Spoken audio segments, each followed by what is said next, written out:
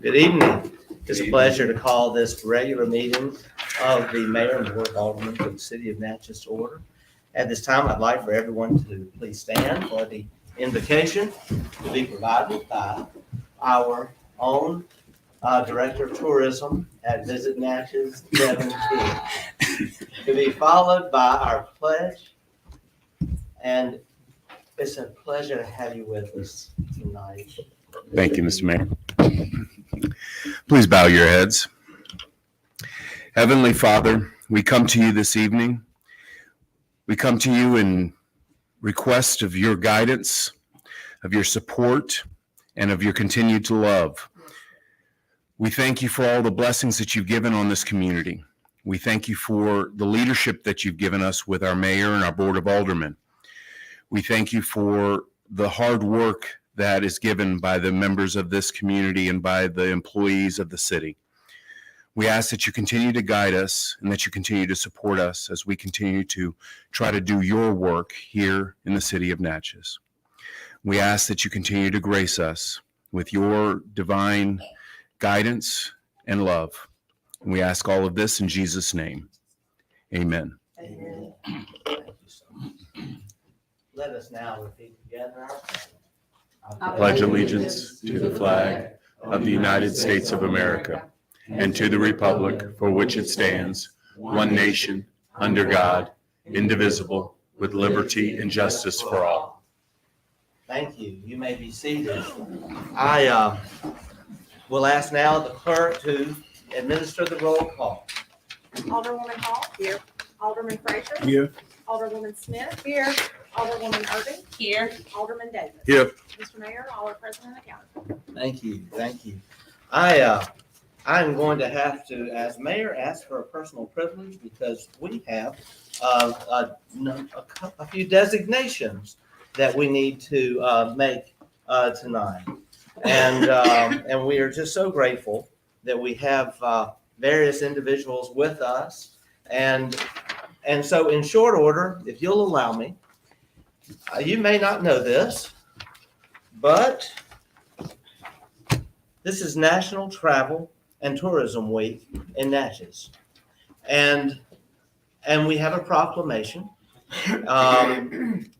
Whereas tourism has a critical role in Natchez and the state of Mississippi, and whereas a robust tourism industry has provided significant economic benefits for the nation and the state, and whereas tourism has been a foundation of a healthy workforce, serving as one of the largest private sector employers in Natchez and the United States, and whereas spending by travelers has aided Natchez City and our state government alike, generating tax revenue to support essential services and programs.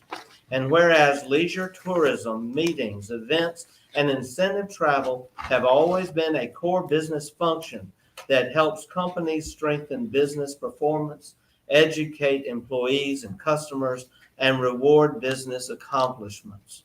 And whereas leisure travel, which accounts for more than 3/4 of all trips taken in the U.S., spurs countless benefits to travelers' health and wellness, creativity, cultural awareness, education, happiness, productivity, and relationships. And whereas businesses and workers in the travel industry were some of the first and hardest hit by the economic crisis resulting from the coronavirus, and whereas the leaders of our tourism industry truly encapsulate the spirit of our community and our state, and whereas the spirit of tourism will be a necessary and prominent component of our return to everyday life and must be supported and protected at all costs, now therefore be it resolved that I, Mayor Dan Gibson, and the Board of Aldermen of the City of Natchez celebrate, honor, and proclaim May 2nd through May 8th, 2023 as National Travel and Tourism Week in Natchez.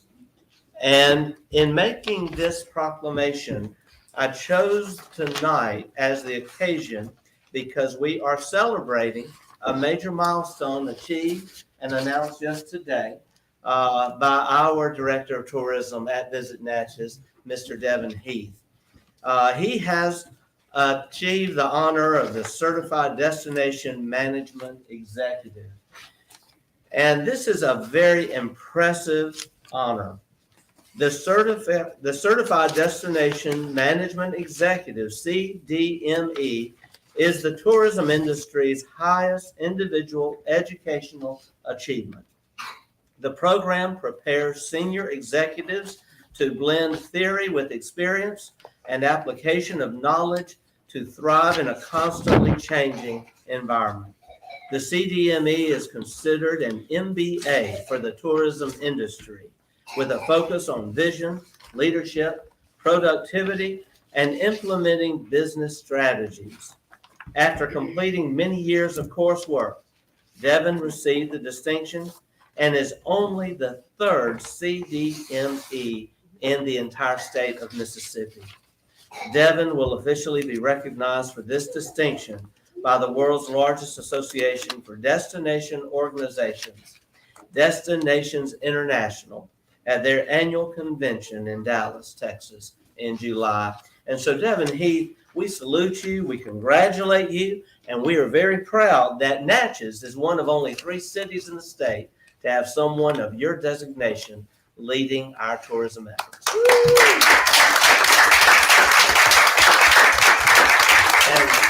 And I'm going to give you this proclamation, and I'm going to invite, I see we have the chairwoman of the commissioners, Ms. Helen Moss Smith here. And I'm looking around, do we have any other representatives from Visit Natchez here? We are just so glad you're here, and thank you for all you do. Thank you so much. It's just a great honor. It is an honor for us to share with you.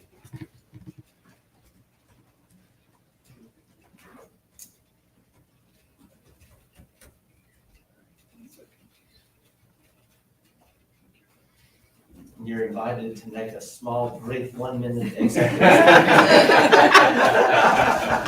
No, I appreciate it. Thank you all very, very much. Well, Thank you.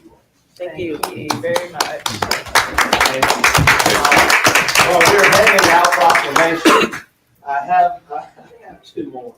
It is a busy time here. I'm going to say one of these for just a little later, but this is one that we've got to do right now. We are so blessed to have in our community the oldest nonprofit in the state. Can y'all tell me what that is? The oldest what, Mayor? Nonprofit in the state. Oh, the oldest? I think I know. I 'cause think I'm I looking know at too. her. The director over there. She may be the youngest director of the nonprofit in the state. It is Natchez Children's Services. Oh, Natchez Children's. And we have Catherine McFate with us. Catherine, would you please come forward? This is an important proclamation, and it's a very serious one. You know, we are plagued with, sadly, in a land that should be kind, we are plagued with abuse, anger, hate, situations where people just are not living up to the highest version of themselves.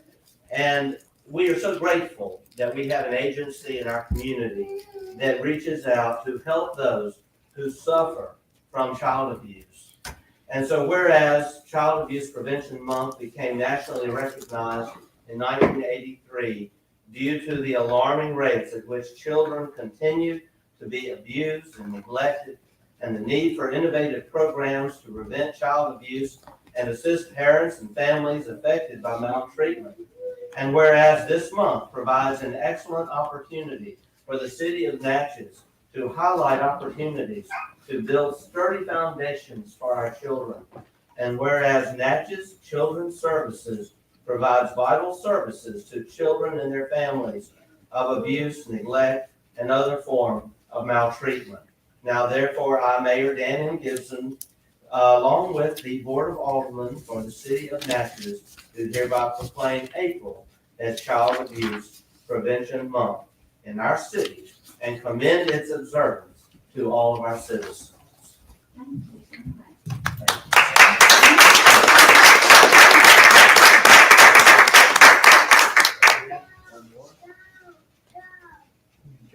Catherine, if you'd like to say a word or two. I would just like to say thank you all very much. This means a lot. And, we just hope that we can decrease the amount of abuse and neglect that goes on in our communities. So, thank y'all so much. Thank you for what you do, and we are proud to be a financial partner. Thank you. And I thank the alderman for your indulgence with those two proclamations. We also now will return to our regular agenda where we have a visitor. And I'm going to ask Alderwoman Smith to introduce this visitor. Okay, Mr. Mayor, I would like to introduce, and you can come up when I'm to the podium when you're ready to speak, but our Nyla Jones. And Nyla, forgive me, are you Natchez High or Early College? I thought it was Early College. Yes, she is a senior at the Natchez Early College. And so the DOR Good Citizen Scholarship Program requests that each school in Adams County and Wilkinson County submits a good citizen who will then have the option to apply for their scholarship program by submitting an essay. And I had the pleasure of hearing Ms. Jones deliver her essay at the DOR meeting recently, and in its own leadership. And she'll describe it when she starts reading her essay. But it's fantastic, and I thought it's good for all leaders, all elected officials and leaders to listen to this essay because it really was excellent. And I'm so proud of you and the great job that you did. And now I want to say, is that your mom back there? Oh, I was just going to quickly say, Trelyn, you did a great job with your daughter. She's in the back over there. Yeah, so she's very impressive. So without further ado, if you want to come to the podium and you may start reading your essay. Make sure that microphone is slow enough for you. Yes, thank you. Okay. The focus question for my essay was, how will the essential actions of a good citizen, dependability, service, leadership, and patriotism meet the challenges that America faces in this decade? Americans face challenges each day. In addition to those challenges, the country faces challenges as a whole. As a result, the citizens are affected. Some people are only concerned with the environment and economy, but the role citizens play in this country is just as important. Besides, citizens make up this country. The essential actions of a good citizen, dependability, service, leadership, and patriotism meet the challenges that America faces in this decade. In order for America's challenges to diminish, good citizens must rise up. True good citizens are dependable, willing to serve, capable of leading, and working for causes in their community. Initially, a good citizen must be dependable. In the midst of the trials of everyday life in America, the one thing this country is not in need of is untrustworthy people. Many politicians and influential people have filled the hearts of citizens with false promises. To prevent this heartbreaking experience, dependability should not only be instilled in future generations, but even more now. Furthermore, good citizens know how and are willing to serve. A major problem in today's society is that people are seeking more power, but they do not want to serve others. In order for someone to serve properly, they must know how to serve others. Instead of teaching success, and more success, service should be taught instead. If all American citizens knew how to serve, the country would not be in the shape that it is in today. America is full of leaders of various races, ages, and backgrounds, but many are not effective. An effective leader has self-control, sets an example, knows how to make decisions, and takes responsibility. Moreover, the most important quality of an effective leader is the ability to follow. The old saying, "You have to crawl before you walk," is cliche, but still holds true meaning. Leaders should not just do all they can to get to the top, but instead they should do all they can at the bottom. If more leaders adopted this mindset, the country would be in a more peaceful and prosperous place. Patriotism is very important, but often misunderstood. Patriotism is the feeling of devotion to one's country. Many Americans go through life not knowing the sacrifices that were made so they can be where they are now. If all Americans were aware, the behavior of each citizen would change. When a person is aware of the sacrifices that were made for them, they tend to be more appreciative of the privileges they have now. In addition to gratitude, when a person knows their history, they are able to defend their country. However, citizens often are not knowledgeable enough to defend their country. Because it is not always their fault, more American history should be added to students' curriculums. After all, America is in need of support from its citizens. Each citizen has an important role, whether they have an official title or not. All are responsible for being dependable, willing to serve, good leaders, and true patriots.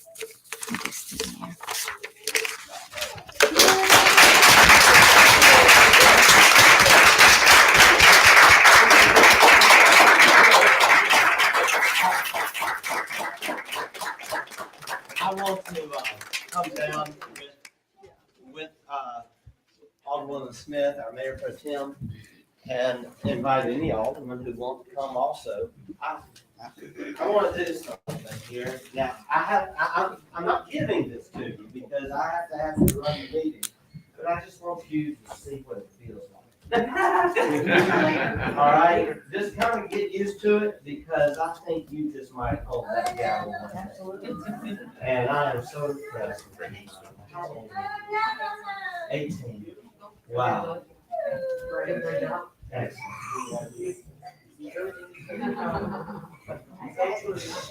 Excellent. Well, we're gonna take a picture. Right here. Raise right there. All right. Good. One more. One more. Okay. Now, there is something that I can give you. And it's something that I wear with pride every day. And it is my Natchez pen. And I'm going to put it right here. I'm going to be very careful. We don't want to stick it.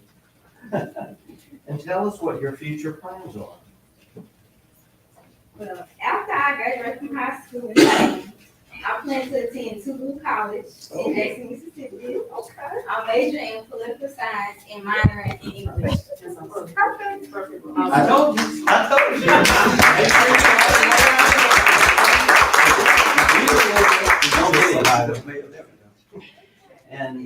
And when you get to Toulouse, make sure you look up Dr. Carl Twiner. He was my high school choir director who helped mold me. And make sure you meet him right away. He'll be your best friend at Toulouse. Mr. Mayor, I know the Democrats out there, I think this would be a great opinion in the newspaper. Oh, wow. Everybody agree. They'll have to put my article on the bottom of the That's paper. right. This one needs to be right there on the top of the opinion. Thank you. Give her another hand.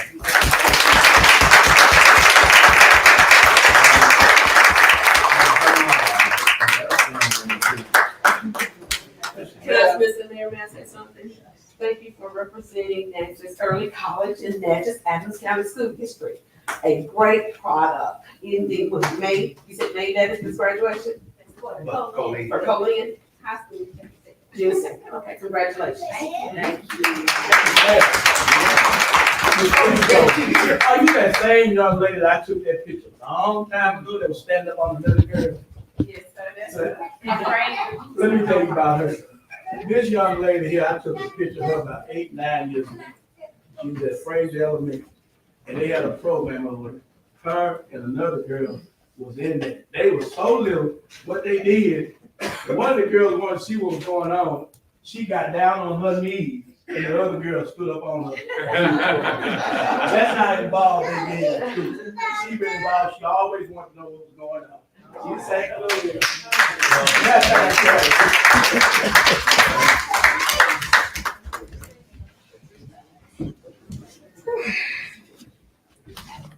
You don't have to stay. I want to thank you, Alderwoman Smith. I want to thank you for bringing her our way. That was inspiring. My pleasure. It was. We have a couple other things we're breaking with, I know, agenda a bit, but under my updates, I had miscellaneous updates. I had a couple that we need to take care of. Mr. Greg West is here, and Mr. West has single-handedly done something, I think with a little help, but if it weren't for Mr. West, the beautiful signs would not be at Liberty Park. And we want to invite Mr. West to come and give a brief report on the conclusion of this great, great thing.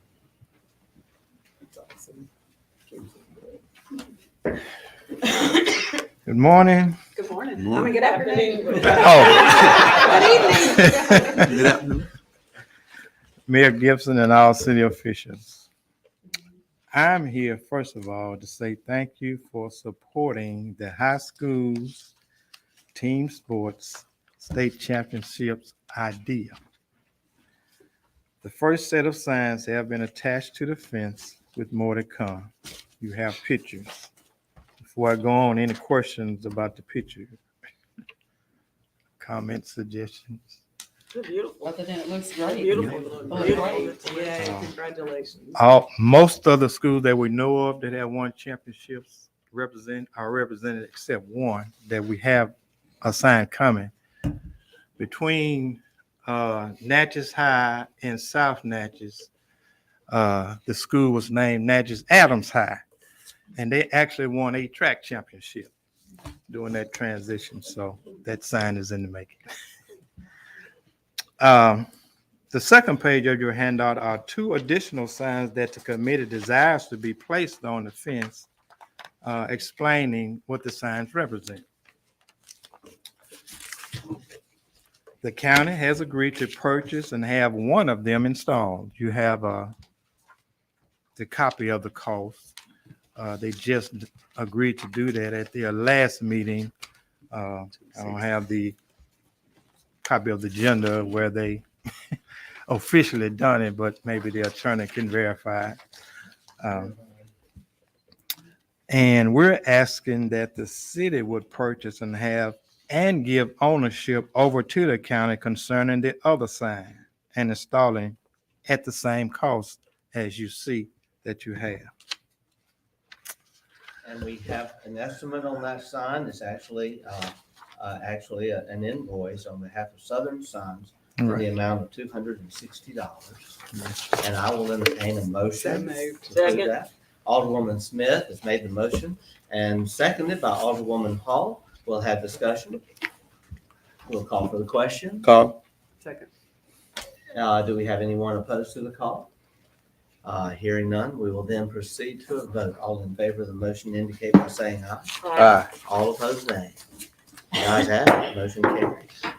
Thank you. Thank you again. You guys were the first one to commit to X amount of dollars for the signs, and it's been rolling ever since. So thank you once again. Thank you. Great job. Thank you, Mr. West. Mr. West, if you'll get with our city clerk to make sure she gets the documentation needed in order to get that check processed.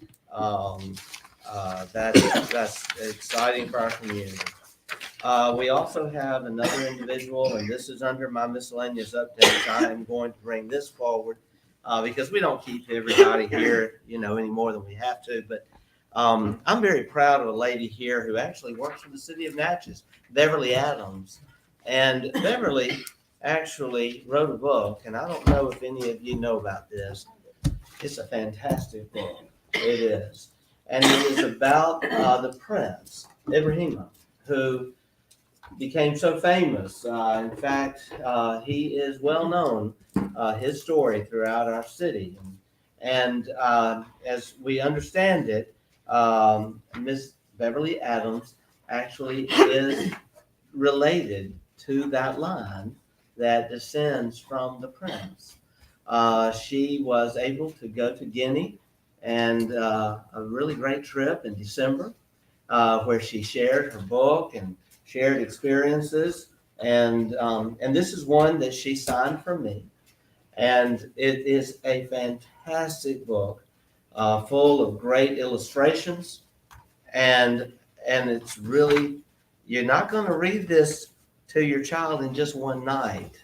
There's a lot of information, well researched in this book. And so because of her successful trip, she has now been the inspiration for a delegation, including members of the prince's family and princes and important dignitaries, individuals on behalf of Timbo, Guinea, to come to Natchez on a very important visit. Ms. Adams has asked the mayor's office to help in hosting an event, and we would like to host a welcome dinner on the evening of May 8th at 6 p.m. at Concord Quarters. Ms. Debbie Cozy will be providing history. Maybe we can get her to provide some song as well. And this is an event that we would like for the mayor and board of aldermen to host and sponsor for this important delegation. The delegation will consist of 20 individuals, and we have lists of them. And we want to thank Elder Modi Berry and others who have helped to make this happen. Elder Berry has actually been spearheading this, and I know y'all have really been working hard to get the papers that they needed in order to travel. They will actually be in Natchez for, I believe, 4 days, but the city's portion will be on their first day. We will greet them. We will have this dinner, and then the next morning we'll have a meeting, and then we will invite them to come for a proclamation presentation here at the city board meeting at 11 a.m. on May the 9th. Our city clerk has researched how a city can host a visiting delegation. And we have found that through a conversation with the state auditor's office today, that we are allowed to do this as long as it is approved in advance. And we don't know that it will cost all of this, but we do want to make available $1,000. And this is seen as a very important public relations advertising of Natchez to a national and international audience, a very important time to commemorate this city's connection to Timbo and to the incredible story of Prince Ibrahima. And so we will invite, this has been offered, and actually the approval through the state auditor's technical assistance department. And so I would like to do two things. I'd like to entertain a motion first to approve this, and that $1,000 can go to the dinner and also assist in their travel arrangements during their time while they are here in Natchez. And we would like to make sure the aldermen are all invited to be there at 6 p.m. at Concord Quarters. And we will get those details out very soon. Yolanda Morgan has already agreed to cater it and to cater traditional Southern dishes, but without pork and without items that are contrary to the diet of Guinea. So I'll entertain that motion at this time. So moved. I'll make that motion, Mr. Mayor, because since it's in my ward. Well, I've already gotten a motion from Alderwoman Hall, but I'll recognize your Well, second. you don't give it to her then, Mr. Mayor. I don't have any problem with it. All right. All right. The motion has been made by Alderwoman Hall and seconded by Alderman Frazier. Is there discussion on the motion? Yes. Yes, Alderman Frazier. I know $1,000, but where is that money coming from? Out of what fund? Could you tell me? We identified this as being available through the Community Promotions Fund out of the advertising monies that are set aside within the general fund. Okay. All right. Thank you. Any further discussion? I did. I just wanted Yes. to ask, you said travel. So are we paying for travel as well? Well, they will require some bus travel while they're here Or bus- because of local 20. travel? It will be local travel, Okay. and the limit, of course, is $1,000. So it's not like it's it's a blank check. Let me say this, Mr. Mayor.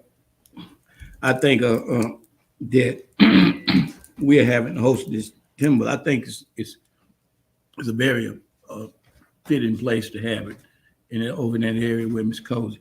I think she'd be a great host on that but I don't know if we got all the word out. You got all the word out to everybody. These people are coming.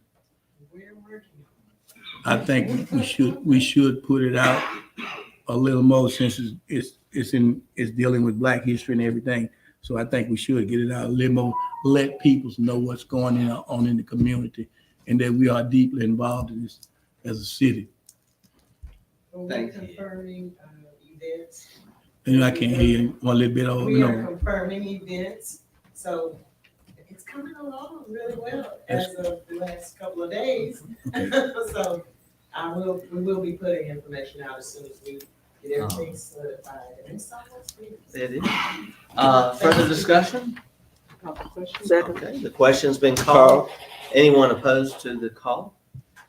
We will proceed then to the vote. All in favor of the motion indicate by saying aye. Aye. All opposed, nay. The ayes have it, motion carries. Now, I said two things. I want to invite Ms. Adams to come up. And Ms. Adams, if you would, just come to the podium. I want to hold this book up. And if anyone, I think we have a picture of it. I am so proud of our local author who has done such an amazing job and who's making this happen. And just, Ms. Adams, come to the podium and share briefly about this, and then we're going to get a quick.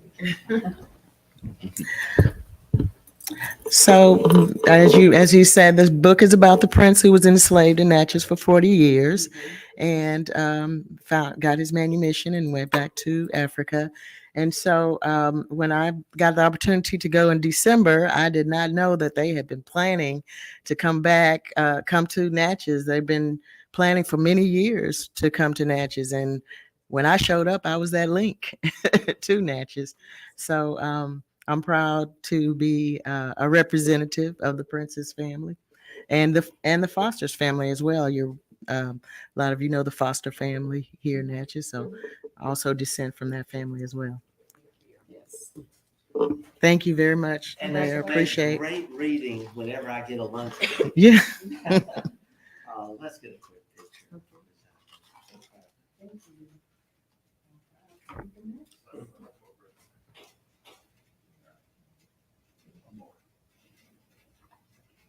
And I want to say this is not an inexpensive undertaking, and anyone who can help in this effort as the city is helping, we invite them to do so.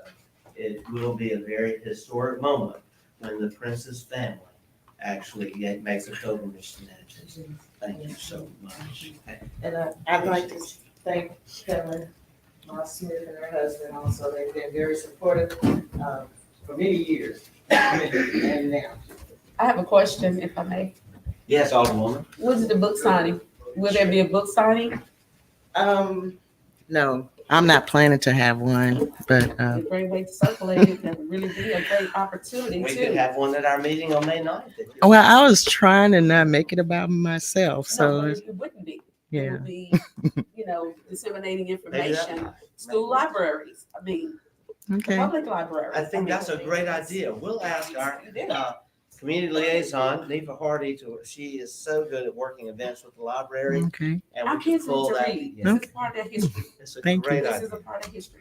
It's a Thank great you. idea. Get the book. You can get it from me. Well, it's at NAPAC. It's at NAPAC. Actually, that's probably the easy way because they have all my copies except for one.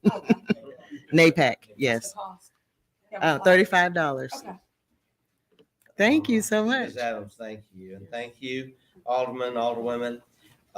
We are going to now, I'm just checking my list. We've had so much. We are now going to go back to our regular agenda.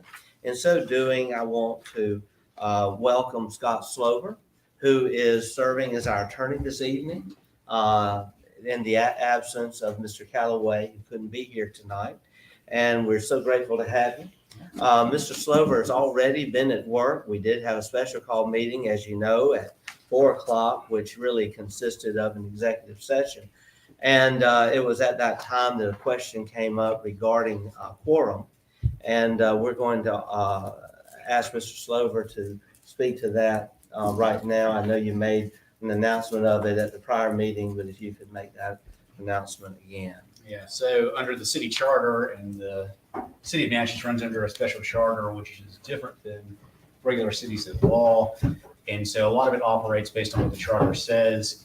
The charter says that the business has to be done by a majority of the quote council under section 19 of the city charter. The city charter then defines council or says that the council shall be constituted of mayor and aldermen. So that would be 7 people The vacant office is still counted into requiring that majority. So with 7, you would need 4 of you. There was 4 of you. So under the city charter, you do have a quorum with 4 of you. All right. If it wanted just to be a majority of the aldermen, it wouldn't set a majority of the council, it would set a majority of Yes. the aldermen. Yes. And I didn't know that going into it, so. We learned something. We also called Tom Chain with the state auditor's office. But I do want to say that this new clarification, we're going to have to look into it because it does affect the way we conduct committee meetings. Generally, the committee meetings are the three aldermen and a mayor. And this will cause us to change how we are doing that. And so we will have more conversations on that matter. As we have said at other meetings, you know, we none of us are perfect, but what we are doing is we're trying to strive our best and striving to do everything the proper way. With that said, also some questions have been made about our call for the question.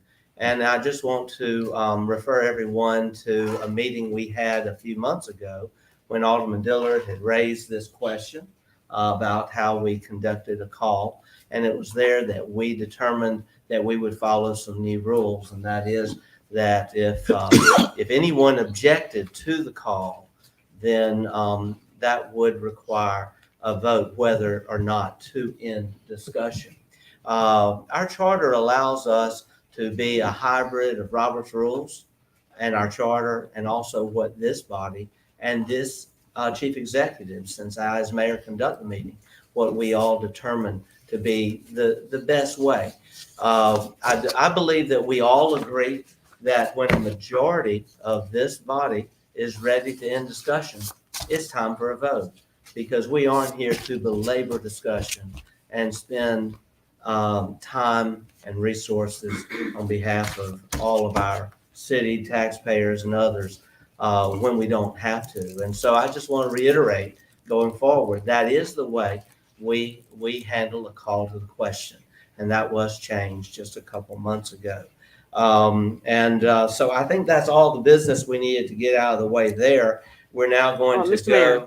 go. Yes. I will say that the charter does state when the question is called, all discussion ends. Mhm. This administration has used a combination of Robert's rules and our code charter as specified by state law. And I think previous administrations have gone strictly by Robert's rules, but we have not. So we have been doing it according to our charter. I thank you for clarifying that, Alderwoman Hall. Thank you so much. Mr. Mayor, Yes. that is the Alderman problem we've Fraser. been having all the time, dealing with the city charter and some of that. And a lot of this discussion that they went through, a lot of aldermen didn't know anything about it.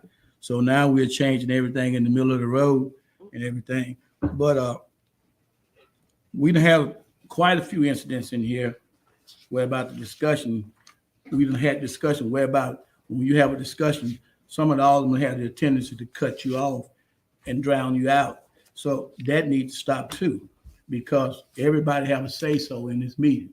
And everybody here have a vote. But then, like say, we get cut off and we don't discuss.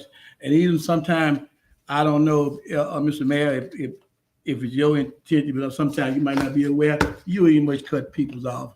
So I'm glad that we getting all this out in the open and everything, and we get all this straight, because like say, there is gonna be a whole lot of discussion. There is gonna be a whole lot of disagreement, but we need to clear this out. And I'm glad we're getting to this point where we're clearing out. And we all can sit up here and voice our opinion, but we all also deserve respect for each other and everything else. So I'm glad this is being taken care of, and we can move on with city business. Thank you. Thank you, Alderman Fraser. Mr. Mayor. Yes, Alderwoman. I also wanted to just elaborate a little bit on timing.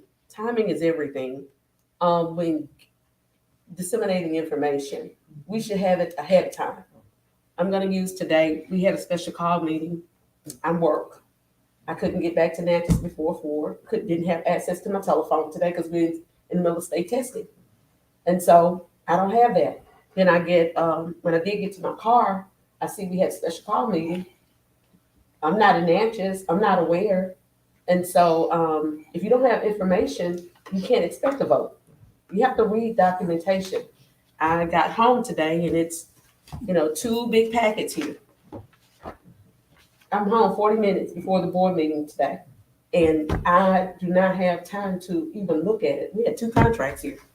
And so I would hope, please consider the fact that we need ample amount of time to read. I mean, our meeting is Tuesday, we get this delivered, I don't know what time. However, when I got in, I had new updated material that you had not had any knowledge of. So I would like in the near future that you would allow us ample amount of time to read. 24 hours. I mean, we need something, because that's important, that we get the information so we will know how to address our citizens when they're asking us questions. Because that's who we work for, citizens and answers. Thank you, Thank Alderwoman you. Irving. Thank you. Mhm. We will now go to the city clerk for approval of minutes. Requesting approval of, the minutes for the regular board meeting held on March 28th. Of course, this will be, with necessary changes and review by the city attorney. So moved. Pleasure of the board. All right. Alderwoman Paul has made the motion, Second. seconded by Alderman Davis. Discussion? We'll call for the question. I have a question. Okay, Alderwoman Irving. Is that meeting February 28th? Was that February 28th? No, we it's did March. make that correction already. Okay, all right, thank you. All right. We will call for the question. Paul. Second, does anyone oppose the call to the question? With that case, we will proceed to a vote. All in favor of the motion indicate by saying aye. Aye. All opposed, nay. The ayes have it, motion carries. Thank you, Madam Clerk. We will now go to our Department Director reports. Mr. James Johnson, you're recognized. Good evening. Y'all, board members received a copy of my draft report this past Friday. There were some changes a month ago. Turtle Lane Drainage Improvement Project from the DEQ Municipality and County Water Infrastructure Grant Program. Staff is requesting a motion to solicit proposals for engineering services, including design, phase, and construction engineering and inspection services for this 2022 DEQ grant, utilizing both DEQ MCWI funds and City of Natchez ARPA monies, also called state and local fiscal recovery funds, for small purchase procurement of professional services, goods and services, contracts for public construction, etc., for which is for the contract not exceeding $250,000. This policy incorporates required federal and state procurement requirements, the recently approved micro purchase and small purchase procedures for professional services, and a written code of conduct as approved by the mayor and board on Tuesday, March 22nd, 2022. In addition, a committee as requested to be appointed by the mayor, consisting of Justin Dollar, Alderman Ben Davis, City Clerk Megan McKenzie, Richard Brick, and myself to review the proposals received and make a recommendation to the board. What is the pleasure of the board? So moved. Second. Motion made by Alderman Davis and seconded by Alderwoman Hall. Discussion? Yes, sir. Mr. Yes, Alderwoman Irving. I want to ask, Mr. Johnston, it seems as if, we just had discussion on this not very many months ago. And, I think it was $400,000. Yes, ma'am. Okay, and so now we're wanting $250,000 from ARPA funds. I didn't request any monies here, no, ma'am. Okay, This is just to procure an engineer. so We- now there's additional, that's what I said, additional $250,000 to procure him? No, ma'am. Okay. No, ma'am. No, ma'am. Last year, a year ago, March, I brought to the board with consultation with our attorney and our consulting opera attorney, a policy to procure or to select, professional services for anything under $250,000. This contract for engineering services is anticipated to be less than $250,000. And the reason I go into all this detail is because every time we do something with these funds, we have to fully document in the minutes and submit them to DEQ on a quarterly basis at a minimum. And in addition, we're also using our ARPA monies too. So we have to document the MCWI folder and so that's why I'm being very as detailed as possible, so I can keep these in the respective files and then upload them to the respective portals as needed. And so that's why I go into all this extra detail. That's fine. Thank you for giving Yes, me yes, ma'am. Thank you. Further discussion? Call for the question. Okay, the question's been called. Any opposed to the call? We'll proceed to a vote. All in favor of the motion indicate by saying aye. Aye. All opposed, nay. The ayes have it. Motion carries. Thank you, Mr. Johnson. Next item. Yes, sir. 2023 overlay of Natchez City streets, and this is from a City of Natchez general obligation bond. Staff is requesting a motion to re-advertise the overlay of the 75 selected city streets, noting that for this bidding, the city will not be including the purchase of asphalt, instead using the cost per ton as received by the city's general supply bid solicitation, April 1, 2023 through March 30, for 6 months only, my bad, through October the 1st, 2023. All other work, including milling, manhole and riser adjustments, striping, overlay, etc., will be performed under this bidding. The asphalt will be purchased by the city via purchase order. So moved. Second. Motion made by Alderwoman Irving, seconded by Alderman Davis. And if I could, I would like to provide a little more information. I want to thank Mr. Johnston. I want to thank Mr. Dollar. And I want to also thank the executives at APAC for actually coming to Natchez to meet with us on a very short notice.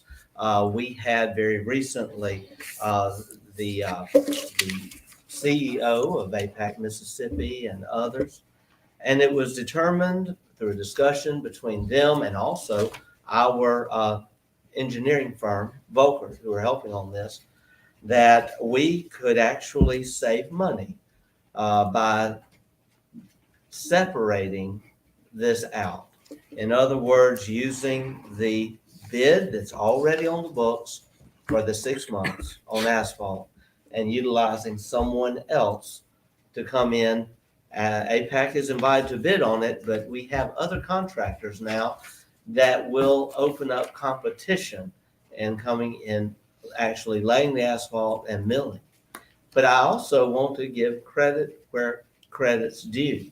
What prompted us to call APAC and everyone and have this discussion was a conversation I had with Scott Slover.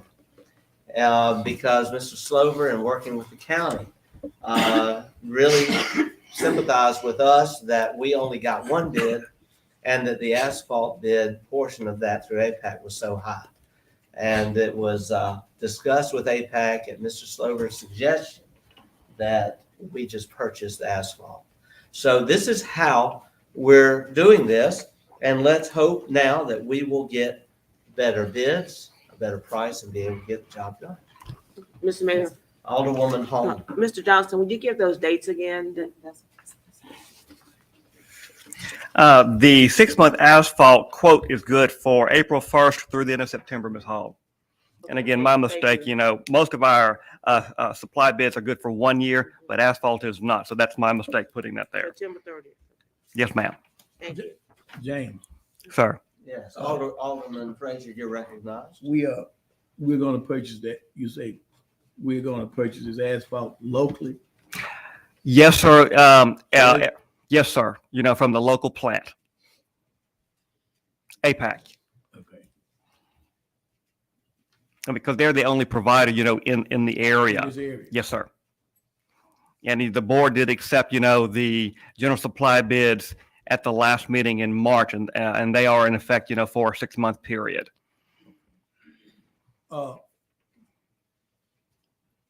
This might seem a little far. You don't know when we're gonna get started with this? We are advertising on Friday and Wednesday, and we're receiving, don't quote me, I think on the 25th, and depending on how the bids come in, we may go to the mayor and ask for a special call so that we can look to award it if indeed it's within the allocated funds. And then if indeed, if it is, and the board does accept it, we'll have a pre-con, immediately, and then start as soon as we can. Late May. Receiving bids late May, hopefully starting work early June. Okay. Any further discussion? Call the question. The question's been called. Any opposed to the call? In that event, we will go to a vote. All in favor of the motion indicate by saying aye. Aye. All opposed, nay. The ayes have it, the motion carries. I want to just tell you, Mr. Johnson's worked so hard on this, and it's just one paragraph, but a lot worse on you. And this guy is worth more every day in my book.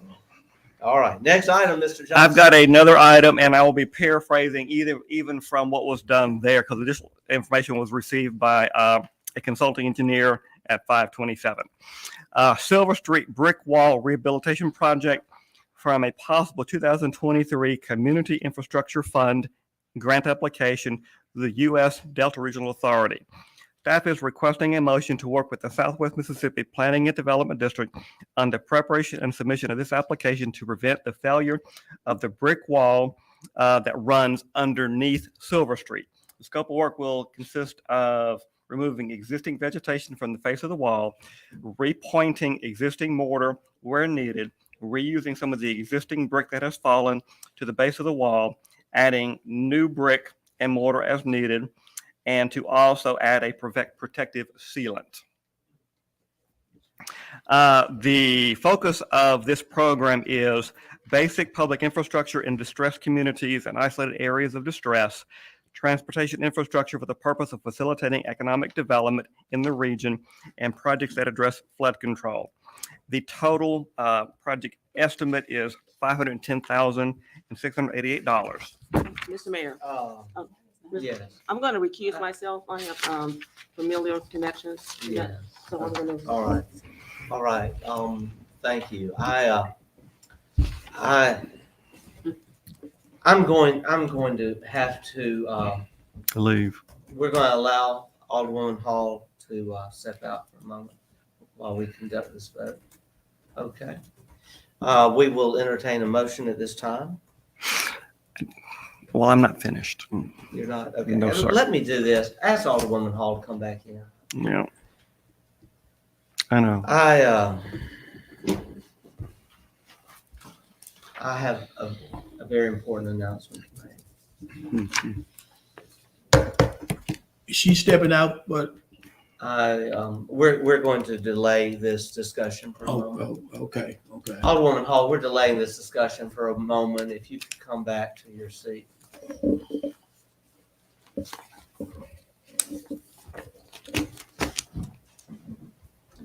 It is with great sadness that I have just received the news that former Mayor Butch Brown has passed away. Oh, my God. And I just couldn't continue with the discussion, having received that news. And it has been just within the last few minutes. I actually spoke to his son, Larry Brown, earlier today. And when I got on further down into my report, we were going to mention that he has been ill. We certainly did not expect this news so soon. I think at this moment, it's important that we just have a moment of silence to be followed with some expressions of love and appreciation for Mayor Brown and his family. If you'll all join me in a moment of silence. And I'm going to ask everyone to stand in this moment of silence.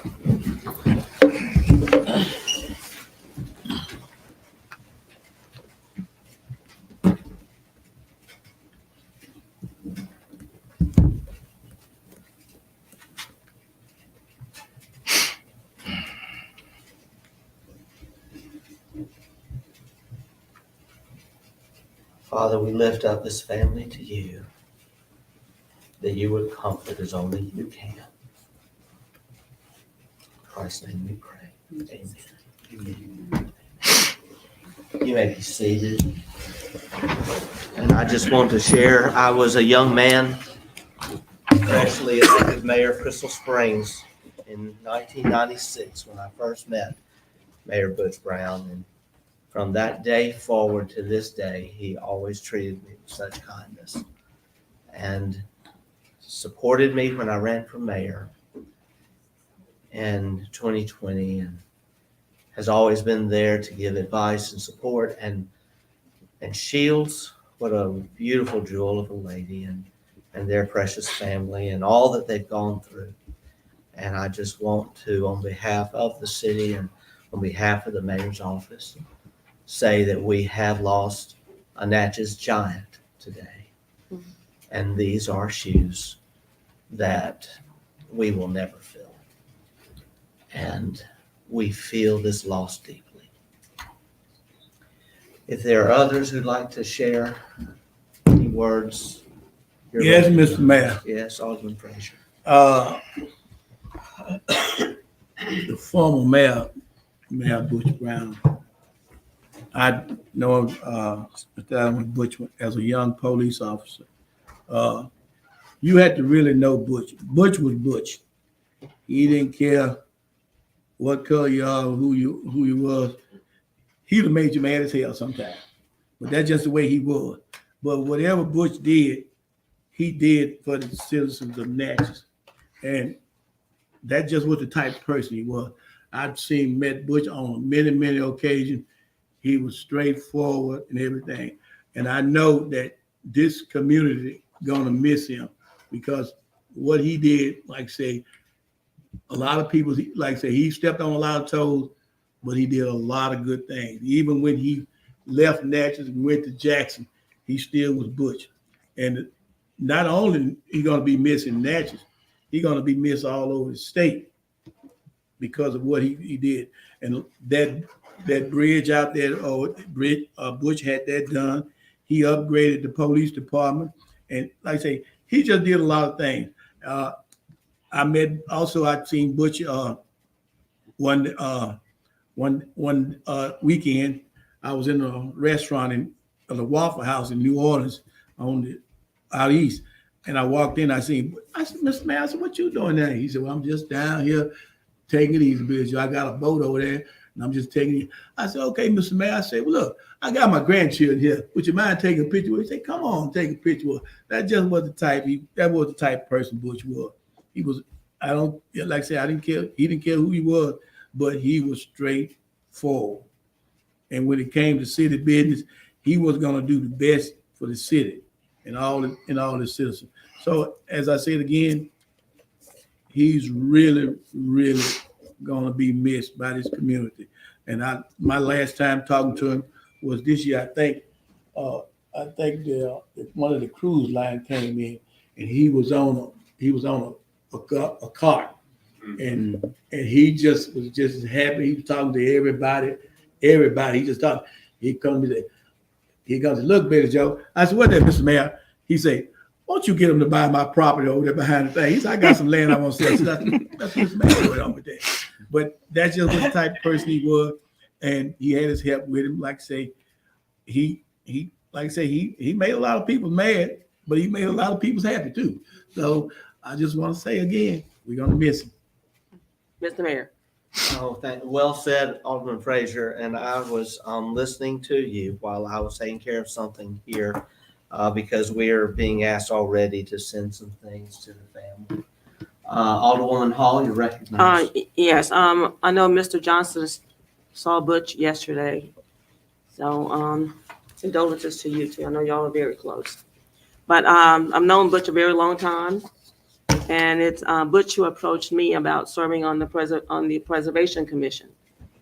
And I can't remember if Mr. Legault was here at the time, but at one meeting when we were discussing the plans and the designs for the Bridge of Sighs, Butch thought he could come onto the dais and take over the meeting, but he was politely asked to return to his seat, and he did by our chairman, Ms. Seibert. But it always was said that Butch did more for Natchez when he was with MDOT than he ever could as the mayor of Natchez. So he contributed a lot to the city of Natchez, and he will be greatly missed. Alderman Smith. So thank you, Mr. Mayor. My first time I served with Mayor Brown, and it was an experience. I learned a lot for sure. And he would always tease whenever he introduced me. He would say, "Oh, she's my conscience. She's gonna make sure I do everything right." So he was always entertaining in that way, but he did always want to get things done for Natchez, and he did a lot for Natchez. And I think there are things that are his legacies that will always be remembered for years and years and years to come. And he's got like you said, his wife Shields, a wonderful person, and Larry, and their family's been through a lot. So I will definitely be keeping them as prayers. I know all of you will. Thank you, Mr. Mayor. Any others that you'd like to share? Yes, Mr. Mayor, thank you. Yes, Again, Alderman Ernie. my condolences go out to the family. I've known Mr. Brown for a number of years. Actually, I met him about maybe 25 years ago through a family member of mine, my brother, Burnett Bridgewater.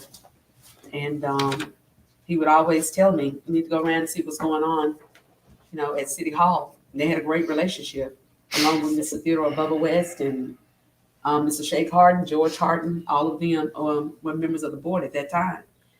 And he did so many things. But one of the things, along with what he has done at MDOT, one of the things he really did was so significant, and it's something he wanted. It was just in his heart for them to be able to upgrade Minor Street, sidewalks, curb and gutter. That was one of his major projects as well. And that's the reason why that had come to fruition, that we have that today. And we want to see other communities with those same services that it provides for the community. And he's a great person to be a part of. I mean, to be in the life of the room when you walk in there. He's going to identify you loud and clear. He's going to do that, but always out of love. And had the opportunity, spoke with him right before my Jubilee last year, and we recognized him.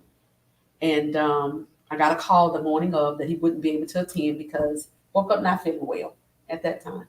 And so off and on, I've communicated, but I'm sorry to hear about the loss. And the city of Natchez has lost another job. Thank you. So God bless his family. Alderman Davis.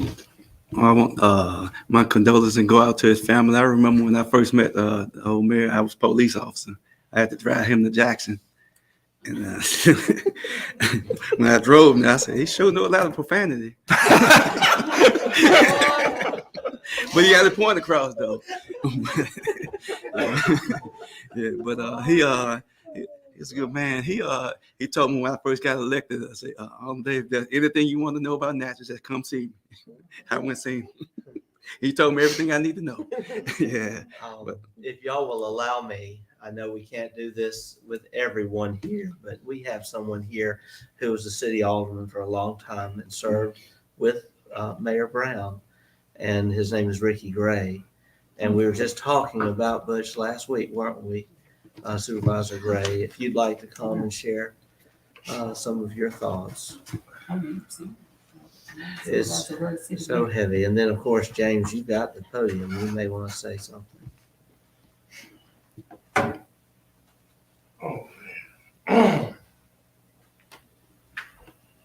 Thank you, Mayor and Board.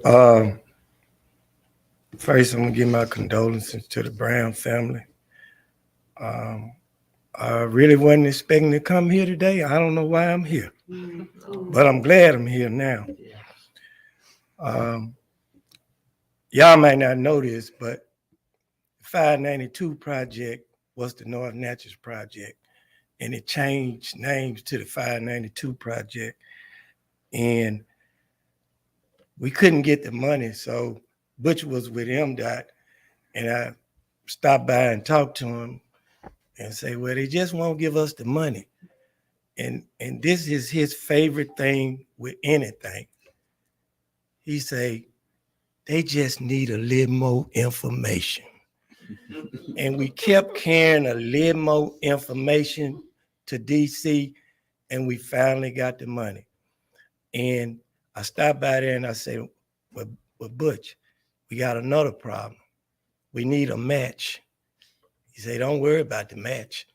I'm gonna make that 2 million happen. So just like everybody say, the man loved Natchez, and like Alderwoman Hall said, he did more for Natchez in the position of the MDOT director than he could do as mayor. But he always wanted to be the mayor of Natchez. And in closing, I just want to say that when I was coming in, Butch was going out, and I heard so many good things about him. I always wanted to serve with him. And in 2000, I think I think it was 12 or something like that, he was elected again. And it was like Alderwoman Smith said, it was never a dead moment with Butch. But at the end of the day, he had the hearts of the people in this community. He loved Natchez, and he was one of the most misunderstood mayors because, you know, they had some stuff out there about Butch. But when I got to meet him for myself, he one of the best. Well, he was the best mayor I ever served with. Thank you. Thank you so much, Alderman Supervisor. Yeah, just real quick, I want to just add to that because he always loved to call our grants other people's money. And one of the biggest things he did was get James Johnson to come down and work for us here in Natchez. Yeah, he said he will pay for himself tenfold. Y'all would be fools not to vote him in. And he has and continues to do so. So you know him as well as all of us. You're welcome to say something too. I'm good right now. Okay. At this time, I would like to ask our two chiefs to send the word out that all flags are to be lowered to half staff within the city of Natchez, and to make sure that right now the flag across the street is lowered at City Hall in memory of Mayor Butch Brown. And I'm looking at his initials right here. He left his mark even on the desk in the mayor's office at City Hall. And oh my goodness. I also have some other sad news that has now come to us. In addition to this news, Sheriff Tommy Farrell passed away. And I just got that on some of the Today? text. And that is very unexpected. And I mean, it was just a short 3 or 4 years ago, his mother, Hazel, passed away. And to imagine that Tommy Farrell, and all I can think is that Butch just needed somebody to drive him through the pearly gates. Think about that. These two men who served our community the same day and served both of them so well. I really don't have much more to say. Only that if I could draw like Marshall Ramsey, I would draw that cartoon.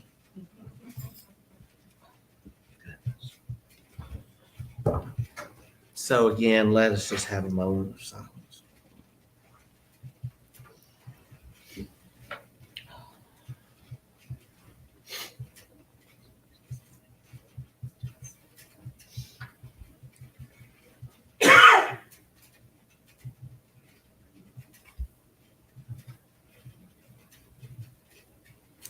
Amen. Amen. It just underscores the need for us to be kind, because we never know. We never know.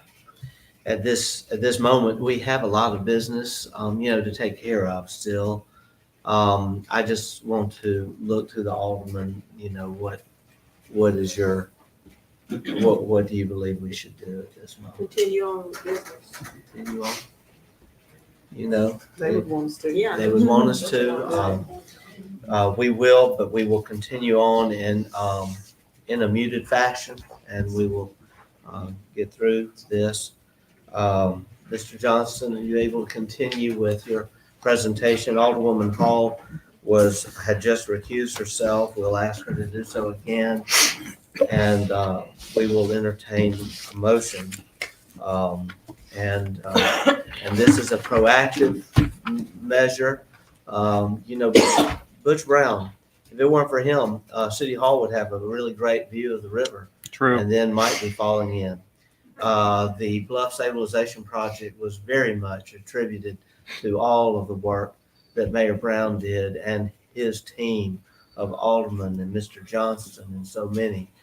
And this street, Silver Street, going down the hill is fully supported with a really great understructure, but the brick wall is beginning to show signs of decay. We are very grateful. Richard Burke and I were at the conference last week with Planning Development Districts when we got the quote from the engineer, reached out to James for advice. Immediately, James was recommending programs. We then got with Wirt Peterson, Alan Laird. We determined that Delta Regional Authority, this was done at the conference last week, was our way to go. And then another fund was announced yesterday. We met about it this morning, and here Mr. Johnson is presenting it this evening. He's already gotten with our city clerk to identify where we have funds available for the local match. Chances are we will get this grant later this summer, but we won't be able to bid this project immediately. It may not even be bid and done until the next budget year. So with that said, I want to entertain a motion to approve our pursuing this grant and making this project possible. So moved. Second. Alderwoman Smith has made the motion and Alderman Davis has seconded. Any discussion? Yes, Mr. Mayor. Yes, Alderwoman Irving. Where have we identified the funds? That's a very good question, Madam Clerk. Well, we've actually identified a few options that once we know better exactly what that match will be, then we'll be able to present those options to the board to narrow that down and proceed. And then my next, okay. We recently presented several funding options on another project at the last meeting. So depending on which direction you all go with these projects and what the match is on this one, then those can be determined. If I may add, I mean, a match or commitment is not needed today. I know this was a last minute addition to my report for the board. I have given you several options from the minimum 10% to 25%.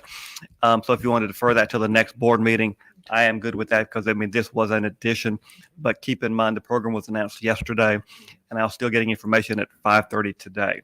So as long as the board is comfortable with moving forward with the application, we can come back at the next board meeting and request the match. All right. Thank you. I got something. Yes, Alderman Frazier. This wall, this brick wall. I'm trying to get it. I actually meant to send some photographs, Alderman Frazier, Yeah. but my phone does not like doing group texts. And so it failed to send this evening when I came here. So I'll be sending out emails in the morning of the photographs that were taken of the brick wall so you can get a better idea of what we're actually talking about. But it would not send this evening. I've already requested an updated phone. Okay, but I understand it. But give me a general description of it. In a few minutes, I'll show you pictures. How about that? I've got pictures of my phone. I just couldn't share them with the board by text, but I've got pictures. I can describe though. No, I was asking him. That's what I want him to describe. Well, it's right there underneath. You know, as you're going down Silver Street, go on the riverside. As you go down, if you're walking underneath the hill, you'll look and you'll see a brick wall. If that is what we're talking about. Is it the one like headed back towards the casino where Steve landed, where Steve boat landing used to be at? At the first docking where the Queens dock, you walk underneath there and go a little north, and you look at the brick bluff, the brick that is holding up Silver Street. Okay, that's where Steve Yes. landed. The boat, Okay. Steve. But I will send photographs. I Okay. tried to That's what I was before trying to- that's the what I was board trying to get in meeting, my but mind. it would not Exactly. send. Where was that? That was Yep. where Steve had his boat landed at. As soon as you go, okay. But I will send y'all photos. It just would not send. Okay. All right, thank you. I'll entertain a motion, the call for the question. Call. Question's been called. Anyone opposed to the call? Yes. Alderman. All right. We'll then proceed to a vote. We are not deciding on the match at this time. All in favor of the motion, indicate by saying aye. Aye. All opposed, nay. The ayes have it, motion carries. I'll let the minutes reflect that Alderman Hall did recuse himself, and we will invite Alderman Hall back into the meeting. Thank you.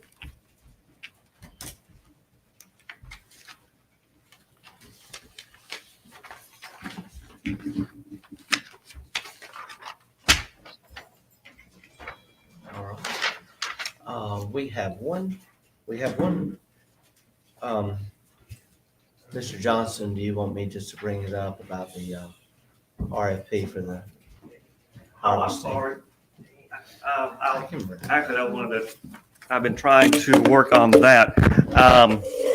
Staff is also requesting authorization to do a request for proposal for our harvesting of timber at the city-owned property adjacent to the Walmart. My bad about that, Mr. Mayor. I've been working with a local forester, the Franklin County School District, and Mississippi Forestry Commission to try and obtain necessary language to help develop that request for proposal. Second. Motion made by Alderwoman Smith and seconded by Alderwoman Hall. So that we can have full understanding, this is about 30 acres the city owns. The city is listed for sale.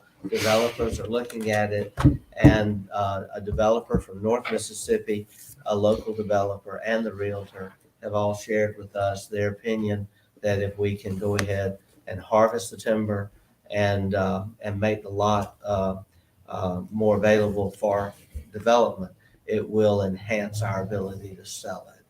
And so the RFP will in no way obligate the city, but we'll see what proposals we receive. All right. Mr. Mayor, Yes, sir. Alderman Frazier. we're gonna get somebody to harvest the timber. Those harvesters, are they gonna be local people out of town? If we're gonna have city property whereby someone's gonna harvest the timber, I would like to make a motion that we get somebody local, because there's a lot of people around here I know that own their timber business, especially a lot of the and if so, it could go out to the minority contractors, because we have a lot of minority people around here that own their own business that harvest timber. So I would like to make.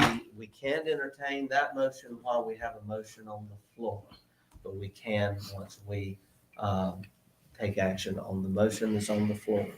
Further discussion on the motion on the floor. We'll call for the question. Call. The question's been called. We'll now proceed to a vote. First, is there anyone opposed to the call? We'll proceed to a vote. All in favor of the motion indicate by saying aye. Aye. All opposed, nay. The ayes have it. Motion carries. Alderman Frazier, I'll entertain. Yes, your motion. let me simply state this again.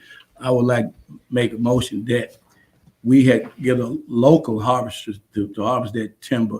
And also I would like a question to the mayor or the board, whoever. Once we harvest that timber, who do that money go to?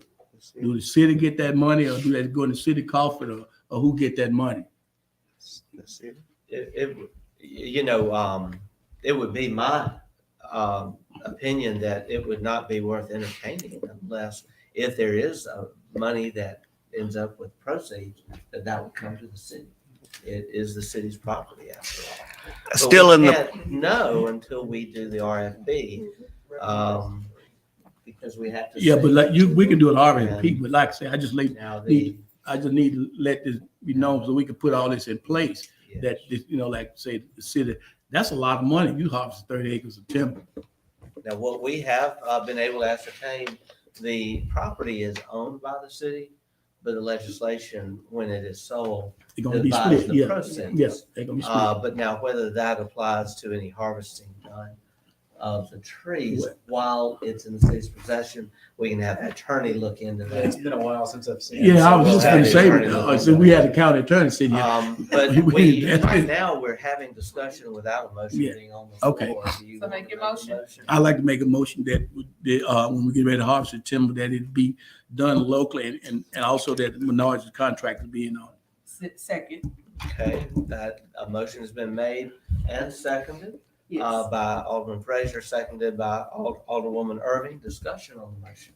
I just want to look at our bid laws. I don't think we can say that it has to be local, or has to be a certain business when we have to bid it out and receive bids on it. And then we have a responsibility on what bid we go with. Lowest and best. That's going to be my understanding, but I will, give the state audit department a call tomorrow and find out more. Because again, I didn't receive examples until after 5 o'clock again today, because it took a while to try and. Yep. Yep. And I do think locals will bid it. Yep. Mhm. We got a lot of, Yep. there's state Yep. laws that we have to follow. Exactly, but I like to Okay, be there fair is- and honest too. There Okay. is a motion on the floor, and we can certainly, vote on that motion. The motion has been properly made and seconded. I would agree, though, there are a lot of questions to ask, and we don't want to delay this process. But also, at the end of the day, the bottom line, we want whatever is best for the taxpayers of Natchez.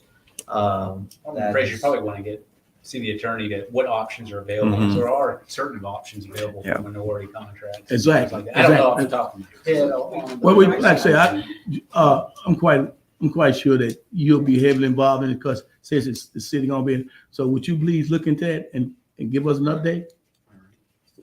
Okay, Mr. Mayor, so, yes, Alderwoman Hall. if we're submitting requests for proposals, any and everyone has the opportunity to submit whatever they choose. But legally, ethically, and morally, we cannot exclude anyone, nor can we single out anyone. Everyone has the opportunity. Mr. Mayor, let me get her straight. I wasn't singling out Alderman anyone. Fraser, I you're was just simply recognized. saying that, you didn't hear me single out it. I said be given to everyone. I'm just saying simple minorities. I didn't say, I didn't exclude anyone, because you could have minorities or whatever. And my name is Alderwoman Hall. We I don't care what your name is. we will make sure that we abide by respect of one another while we're in this meeting. Common courtesy being just understood. At this time, I'd like to call for the question or the motion. Yes, May I Alderman. hear it again? Because I'm confused on what it is. Yes, Alderman Fraser, would you restate your motion? Let me restate it, that when we give out this harvesting this timber, that when we put it out, it be given out to minorities contractor and any other person that want to bid on the contract. Most of, because some of the stuff you can put out to minority. Can I ask a question, Alderman Hall? I mean, when you say given out, it will be published in the Yeah, I'm local saying, that was- newspaper. yeah. It will be Yeah. also uploaded to the Mississippi MDA, their agency bid bank, and also be placed on central bidding per state law. Is that what you're referring to? Okay. Both newspapers? It can. It can. Bluff City Post as well? Sure, I can. When we do bids, we do. Are you going to continue with that motion? Does your motion still stand? Do we need to call a question? You call Are you- question. Second. Okay, all right, any opposed to the call? In that case, we'll, So yes? can we add that we're following state laws that we always follow? Yeah. Well, Yes. this is the thing. You didn't make You the can motion vote- that way. You can vote the motion down. Well, no, if I vote no on this, then there'll be other accusations. No, I'd there like to won't make be any this, that accusations. we're gonna follow state law.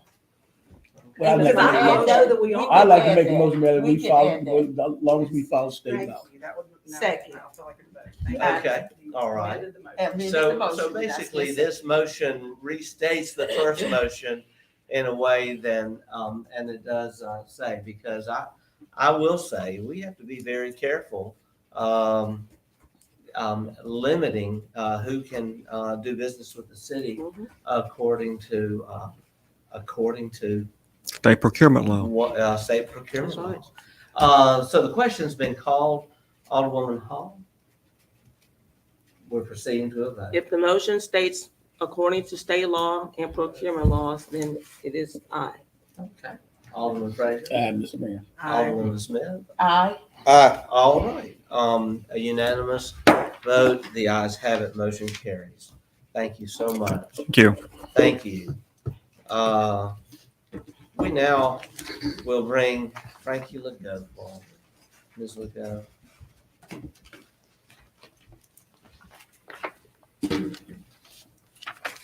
This is a request to waive all city fees for permits associated with the construction of a Habitat for Humanity residence home at 319 Old Washington Road. And we have a map of that that's going to come up. You can see it's in blue there. It's one block off of Mascagni Avenue. The property is already zoned R1, single family residential. So the zoning is correct for that. The lot is, has 116 feet of road frontage on the Old Washington Road. The depth of each side is 205 feet and the rear property line is 133 feet. So it's plenty of room there. There is a hill that they will have to grade to get a driveway in, but they have plenty of room to do that and still get the house on it. So All right. we're requesting you What's waive. the pleasure of the board? So, Joe, that's your ward? I'm looking at the map. I'm trying to see. All right. Alderwoman Irving, are you making the motion? Are we? I was waiting on him. I'll move, Mr. Mayor. Second. Okay. Motion made by Alderwoman Hall, seconded by Alderwoman Irving. Discussion. Yeah, it's legal if it's within your ordinance that you can waive for this class. We've done that. We've done that before. All right. We'll call for the question. Call. Anyone opposed to the call? We'll proceed to the vote. All in favor of the motion indicate by saying aye. Aye. All opposed, nay. The ayes have it. Motion carries. Thank you. Thank you. Yeah, I see you now. I know Thank exactly you, what Ms. it is.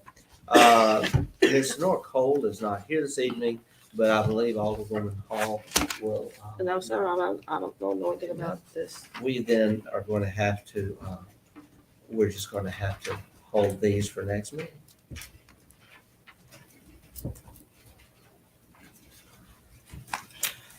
We have our city officials reports. Alderwoman Yes, sir. Hall. I've attended several workforce development, career and job fairs recently under the tutelage of our workforce development director, Ms. Tawana Williams and her staff. And they have been excellently programs and well attended. Also, the baseball fields will be sodded this week, no later than the beginning date of May the 1st. And Ms. Cole and I met with the contractor last week out there. So she and her staff will be putting up signs once this starts that none of the young teams can be practicing out there during the preparation of our fields. Also, the Chamber Tennis Tournament is this weekend at Duncan Park. It was well received last year, well attended, and there were, I think, at that time, we had a combination of pickleball and the tennis tournament. There were, I think, 80 pickleball teams and I think 50 or 60 tennis teams. But this year, the pickleball tournament will be later in the year. Also attended the award ceremony at Colin recently for their freshman and sophomore students, along with their administration from Wesson was also in attendance. So, thank you, Mr. Mayor. Thank you, Alderwoman. Alderman Fraser. Yes, Mr. Mayor. I attended the opening of a new venture called Club Troops on Franklin Street. These young men opened this business up, which was a very nice business that they opened up, and they went through all the legal process and opened up. The name of the club is Truth. And on behalf of the city of Natchez, I welcome that business in that area down because we are trying to revitalize that area down there. Also, I attended a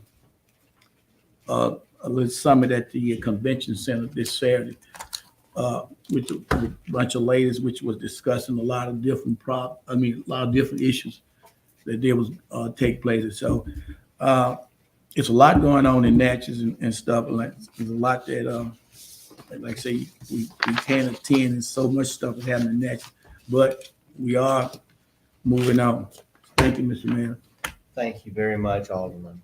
Alderwoman Smith. Thank you, Mr. Mayor. No major report. I just do want to give out a kudos to Natchez Inc. who put on the reverse job fair this morning where the kids had to present themselves with resumes and a storyboard. And it was really an excellent way to do a job fair instead of having the kids just go through in a line and get information from businesses. It really had them, they already had given their interest. So the companies that could hire them with those interests went and talked to those kids. So it was really interesting and great.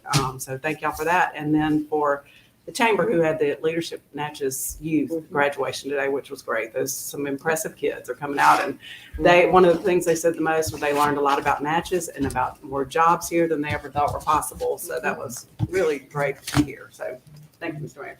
Oh, and one last thing. I know there are times with being an alderman, I don't have my phone sometimes, or I can't access things. I mean, business doesn't stop when I can't be here or somebody else can't be here. I mean, it happens 24/7, and there are just going to be times where you might not know everything, and you just have to either recuse yourself or abstain from something, or not make the decision with all the information. It just happens sometimes. Thank you, Mr. Mayor. Very good point. Thank you, Alderwoman. Alderwoman Irvin. Yes, Mr. Mayor. I want to begin with Jackway Park.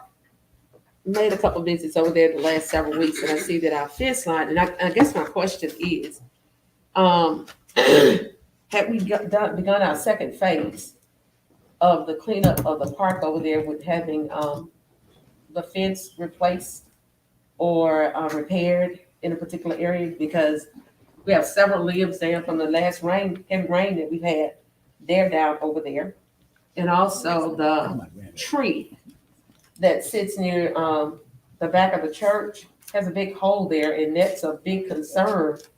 As many storms that we're having, it's beginning to lean more and more. So could we get someone over there to address that, Mayor? And that's it, Jackway? Jackway Park. Okay. The fence line on the back, and there's some limbs that need to be cut down there. And the tree that's there. Okay. The other concern I have, and I think when we go into executive session, I really need to bring this up, but I assured the young lady that I will be speaking on behalf of it tonight, and it's going to be the address at, I think it's approximately 713, the little college on MLK. We need to have a discussion on that as well. So that I'll take care of. That in number 4, one of the dilapidated houses at 4 Panera Hill. Have you reported that one on that one on online portal for code enforcement issues? I have Or not. Or you can call. I the spoke mayor's with someone, office. but I think we definitely need to go into executive session. That would be an executive session item that I wanted to go more in detail. Okay, we had our executive session at the special call meeting. We'll just have to see if there is we will have to entertain a motion. Well, I have some personnel things that I really need to get addressed, and I had no idea that we would. Well, I just saw it was on the agenda, and I just said we would, but I have some it is- pressing issues that need to be addressed. Personnel issues or anything for executive session are supposed to be presented to the mayor and the board attorney prior to the meeting, and we have not received any information. Well, what we have done, if we had personnel on the agenda, we've added before, that would qualify. So I thought we would just see whether or not Well, we'll see. the subject would qualify, and we've added We're gonna on. get through our agenda first, and then we'll Okay. see if there is a desire on the board, we'd have to vote to go into close determination. Yes, So sir. look into that. Well, thank you. Alderwoman, thank you. Mhm. Alderman Davis? I attended the Magnolia All-Star basketball game. We had 2 representatives from Adams County that participated. One of which was my niece Olivia Davis, and the other one he couldn't make it. But my niece, she won the 3-point shootout for the state of Mississippi. And they lost the All-Star game, but it was a good game. And also I attended reverse job fair at the convention center, which Miss Williams, she did a great job on that. One of the things, it was a lot of different companies that showed up, like union reps from companies that send people, give them jobs and send them different areas all over Mississippi. One of the purpose of that reverse job fair, so they can learn how to do interviews and write resumes and a lot of other different things, which they was led up to that reverse job fair. But a lot of the industry that came there, they're supposed to be hiring some of the seniors on the spot. And I'm gonna talk to her, see if they did it. And also I went to Colin, this a student leadership Natchez for the high school kids, and a lot of them did a great job on talking about Natchez and what they learned about Natchez. And that ends my report. Mr. Mayor. Thank you so much, Alderman Davis. Let's see, Alderwoman Hall and then Alderwoman. Yes, I would like to add that this past Saturday, Mr. Richard Burke and Disc Golf Natchez did have their inaugural disc golf tournament at Duncan Park. It's 18-hole course. There were 91 golfers from the ages of 11 to 72.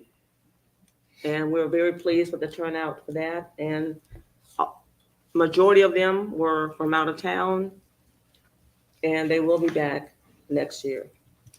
And I've also, I did ask Ms. Williams if she would start coming to the Board of Aldermen and the Board of Supervisors meetings to give either bi-monthly or every other month reports as regarding workforce. So I spoke with her today about that. Great, thank you. Thank you so much, Alderwoman Irving. Oh, yeah, Mr. Mayor, I also want to report that this past Saturday, I was able to attend AGFC fundraising gala. It was at the convention center, and there they recognized Dr. Lamar Braxton. He retired in 2019, but he was recognized, I guess, due to COVID. It was not able to have that fundraising event, so they honored him this past Saturday. Dr. Lamar Braxton is a member of our community who had served as CEO of AJFC for 42 years. Took the job thinking it would be a temporary position, approximately 6 months, and it ended up being 42 years. But he had some really amazing accomplishments that he had. And one of them that sticks out the most or stands out the most to me is opening up 3 Head Starts, 3 schools in 42 years. And so many other things that he had done. And we are reaping the benefits today. The citizens that were many years ago were children or adults now, and now they're sending their children to Head Start all over again, or AJFC Head Start all over again. And so it's just a twofold within the community. The entire community has benefited from having that program here in Natchez and Adams County. I also would like to say congratulations now that AJFC has they have reorganized. There's a new CEO. Her name is Miss Zadia Thomas, and I think she would be great for that position that fit with AJFC, along with her new CFO, which is Miss Yamika Thomas. So Dr. Thrasher referred to them as T&T. He said the state has highly recommended them and a great job. And I just want to give them their accolades, because I'm glad to see that we have young women taking on the helm of and standing on the shoulders of Dr. Braxton and many others who work with that organization. And so I'm excited about that. And I'm excited about the future of AJFC too, and our children in our community. So I did want to share that, Mayor. Thank you. Thank you so much. Thank you. We will now go to the city clerk, Madam Clerk. Excuse me. Recognized. Yes, first item is request for approval of the 2nd April 2023 claims docket. What's the pleasure? So moved. Second. Alderman Davis has made the motion. Alderwoman Hall has seconded. Discussion. Yes, Mr. Mayor. Alderwoman Irving. I just want to ask, because, and it may have explained this to me, but it's on page 54. And I was just looking to see, thought about it, maybe You should look, it's the Mississippi Golf Management and it's an incentive. But I just heard her say we had 91 golfers here. And so did that bring in a lot of revenue? Because I'm looking at the dollar amount of that payment there. So what does all that entail? That incentive is per his contract, and I don't have that with me to give you exact. That is not disc golf. That's not Yeah, disc golf. No, this isn't disc golf Okay, for okay. the golf management. That is Okay. the contract for the management over Duncan Park Golf Course. But that's and a so large there's an sum. That's- incentive that's written into that contract, so if you'd like to come by the office, I can pull that and we can discuss it further when I have details. Okay. I- That's my question. Further discussion, Alderman Fraser? I'm trying to figure out this incentive. Is $18,000? It varies from year to year. Okay, it varies from year to year. So this is figured into the contract. From my understanding, last year, it was 10,000. Actually, last year, it came to almost 16,000. There was a payment made in December and then a correction payment made in January, and that was actually for fiscal year 2021. So the one that's on the docket now for the 18,000 is for the fiscal year 2022 incentive. But again, with the percentages and how all of that breaks down and is calculated, I don't have that information in front of me, and I don't want to tell you. I do, because I have a big problem with these incentive clauses, this contract, and these 8-year contracts that we're giving out, the city been giving out, and they've been had for the last 20 years. Weeks 10, 1 is 6,000, 20, 12, 29, 22. That's 6,000. Then we got another one up here that's going to 18,000, 4, 13, 20, 23. Then I got another one that's going on up in here, 1, 20, 20, 23 in the amount of, let me see, 10,700. That is a lot of money that we paying for some contract dealing with this particular entity. And I have a lot of questions, and like I say, I'm just gonna have to go a little further and look into this. And like this kind of money that we're giving out in the city, it's ridiculous. It's just ridiculous. Thank you, ma'am. Thank you, Alderman Fraser. And we'll have, and just know the city clerk is there to answer questions anytime. Yes. You have to Well, carry the motion. we have the motion, we're in discussion now. I'm going to see if we have any further discussion. Well, that was on page 16, and page 16. Mhm. And that is Mr. Ross Industry Services. That amount, is that for, can you answer whether or not that's for March? That's 2 months worth of billing. They were delayed in invoicing, and so they turned in 2 that landed on the same docket, 2 months worth of billing. That was March and April. I checked into that. Okay. So All right. Thank you. Do we have any other discussion? Call the question. All right. The question's been called. Are there any opposed to the call? Hearing none, we'll proceed to a vote. All in favor of the motion indicate by saying aye. Aye. All opposed, nay. The ayes have it, motion carries. I also just want to ask that they exclude me from the fire department. Make sure we know that, Thank you. please. I also want to just say for the record, there were some questions raised about our docket 2 weeks ago that indicated that there were mistakes on the docket. I do want to know, everyone to know, there were not mistakes on the docket.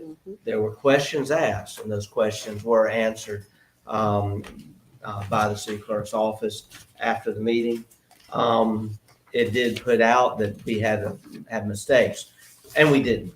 All the more reason for aldermen, alderwomen, please make sure you're asking questions of the city clerk before we come into the meeting, so that anything that you think may be a mistake, rather than accuse anyone of making a mistake in the meeting, you can get the answer before, and then we don't have any misleading information in the public because this clerk works extremely hard, as does her staff, to make sure that when they present these documents, that they are as accurate and correct as possible. Of course, we're all human, but I just wanted to make that statement. Mr. Mayor, can I add something to that? Yes, I do want Alderman. to say now, there were some corrections that were being made, but there was really an error still. And they have to find a way to correct that. I will discuss that. I don't want to discuss it here on camera, but I will share that information with the entire board. But there was an error, and it was the way that it was submitted or entered, and it should have said something else instead, but it did not. So that was the reason why I questioned it, because of the way it was entered in the system. Well, it's the way that it was submitted to the clerk's office. It Okay. was the information that we were provided was Okay. incorrect. Okay. Okay. Mr. Mayor, That motion has been dispensed. Yes, Alderman. I talked to the clerks and stuff that enter stuff, as you say, and from my understanding, when talking to them, when they are doing the docket, because I asked them, I didn't want to start anything with anyone, and they said that when they doing this docket, they can only put in so much. They can't put in the exact details on the docket. So that was really confusing. And then when she told me, I said, "Oh, I understand." She said, "Because I can't enter Right. in everything on it, so I just can only just." At this time, I just want to make the clarification. We don't have a motion on the Okay. floor at this time, so we're going to move on. The mini docket is next, Madam Clerk. My next request for approval of the second April 2023 mini claims docket. What's the pleasure? So moved. Motion made by Alderman Second. Davis, seconded by Alderwoman Hall. Discussion. We'll call. Call the for Call. question. Okay, the question's been called. Anyone opposed to the call? Now then, we will move to a vote. All in favor of the motion, please indicate by saying aye. Aye.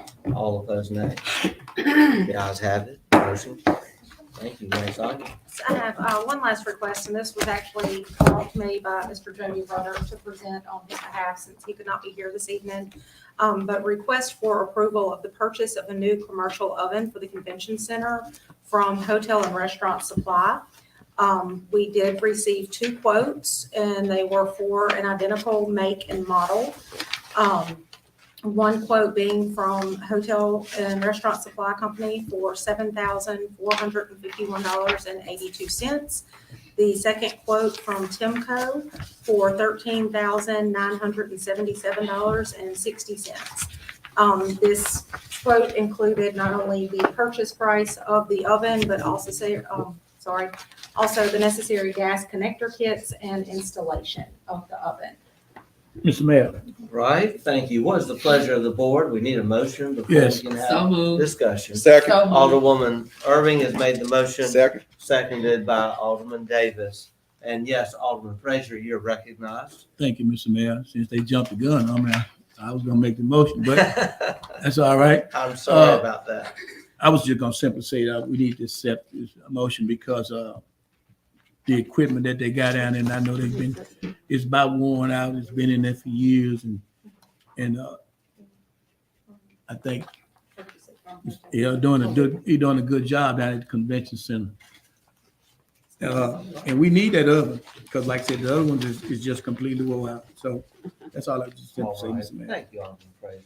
And we want to acknowledge Mr. Walter Tipton is here tonight, and he does, and his staff, they do an excellent job at our convention center. We're very grateful for all of the business we're having.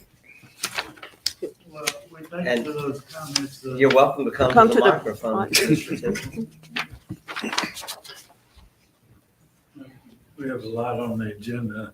I don't want to belabor this, but the oven that we're talking about is 22 years old, and it's a gas oven, so it's not an easy thing it requires out-of-town folks to come in and remove it and install it. The lower quote here is from the people that originally designed the kitchen at the convention center. So both parties that quoted are well qualified to do the work. And we appreciate your support. Thank you. Thank Thank you, you. Mr. Tipton. Alderwoman Smith, Is you're this, recognized. money coming out of the bond? Is this for the upgrades to the convention center? That was my understanding. So if there's another way that y'all would like to cover that, I'm all ears. That's what I thought. I just want to make sure. Confirm. Thank All you. right. Mr. Tipton, this hotel restaurant. Alderman Frazier, you're recognized. Okay, thank you. Oh, I see. It's out of Jackson, Mississippi. Okay. Let me, We one will more question. The old one, are we gonna sell that one? No, this is a gas oven, and the reason why we're replacing it is that the control system itself is bad, and Timco is the one that's recommended that we replace the oven because it can't be properly repaired. So you don't want to repair a gas oven like that. Okay, thank you. The question's been called. Anyone opposed to the call? We'll proceed to the vote. All in favor of the motion indicate by saying aye. Aye. All opposed, nay. The ayes have it. Motion carries. The next item that we have, I'm going to give an introduction very briefly and then turn this over to the attorney. But we are very grateful that a lot of work has gone on over the last few days. And this is nothing new. We've been working now for over 2 years to finally get to this point, and that is the bidding of our project to raise Silver Street. We have a construction estimate that has been prepared through Volker Engineers, and this base bid estimate is in the amount of $2,429,645. We do have alternates that are also included. In addition to that, that could allow us to spend more should we decide to. But this is the important thing. We have $2.5 million currently budgeted for the project, and that base bid does fall under that 2.5. Also, we've had an army of attorneys working on this. Mr. Callaway did all the heavy lifting, a lot of documents, working with Mr. Bruce Keenley. But then also having a retired attorney for the city, Mr. Walter Brown, review all the documents. And also Scott Slover has been involved in the last day or so, maybe the last few hours. We, in order to meet our schedule, it's important that we get this bid very soon, because the sooner we bid it, the sooner we can then award a bid and get construction underway. We don't want to wait too much longer and have construction going into the winter months, especially as we get back into a rainy season around December. It's very important that we get this done. I'm going to ask, and I apologize for the documents. It's all legal. All of our attorneys have approved it. But we do have a summary sheet, and Mr. Slover is going to present that at this time. Yeah, this is written by Brian, I'm guessing. The attached documents do so. Oh, you might want to bring the mic closer over there. There you go. Trying to speak up. The attached documents that Brian is asking that you get your attention to will accomplish the following things. It will create a construction easement for Silver Street that allow you to go off of your normal right-of-way. It will release the city from any damages for that construction and for the changing of any drainage. The city will be vacating Little Street, which is listed on the plat only. It's not actually in any type of use, but it's around that area. The city will be vacating and closing the unopened alley that appears on the 1951 and 1963 lots tax maps as Little Street. The agreement grants city access to adjacent landowners' property to maintain those fixtures and structures. The agreement grants the city an easement to the property between Silver Street and the Mississippi River. The agreement allows the city to use the HESCO bags opened by Big Lanes in the event the river does not reach the levels. And documents have been reviewed by the attorneys and the interesting parties. So this is necessary to get permission or to move forward with permission to go ahead with the project. Until you have the authorization to do the project, you really can't solicit for it. So moved. We need to clarify the motion you're making. And thank you. And we're going to recognize you, Alderwoman Hall, for that motion. We have a copy of this motion for the city clerk, so you don't have to write all of this, but I do need to read it.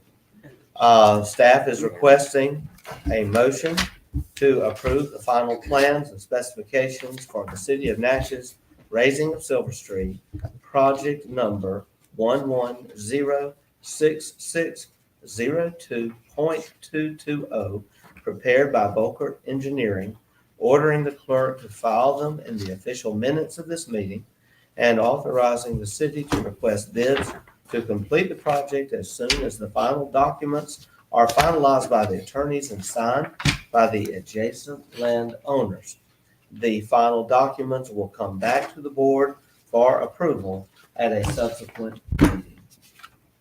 So moved. Alderwoman Hall has made the motion. Second. Seconded by Alderman Davis. Discussion. Yes, Mr. Mayor, I don't have a Yes, copy. Alderman Fraser.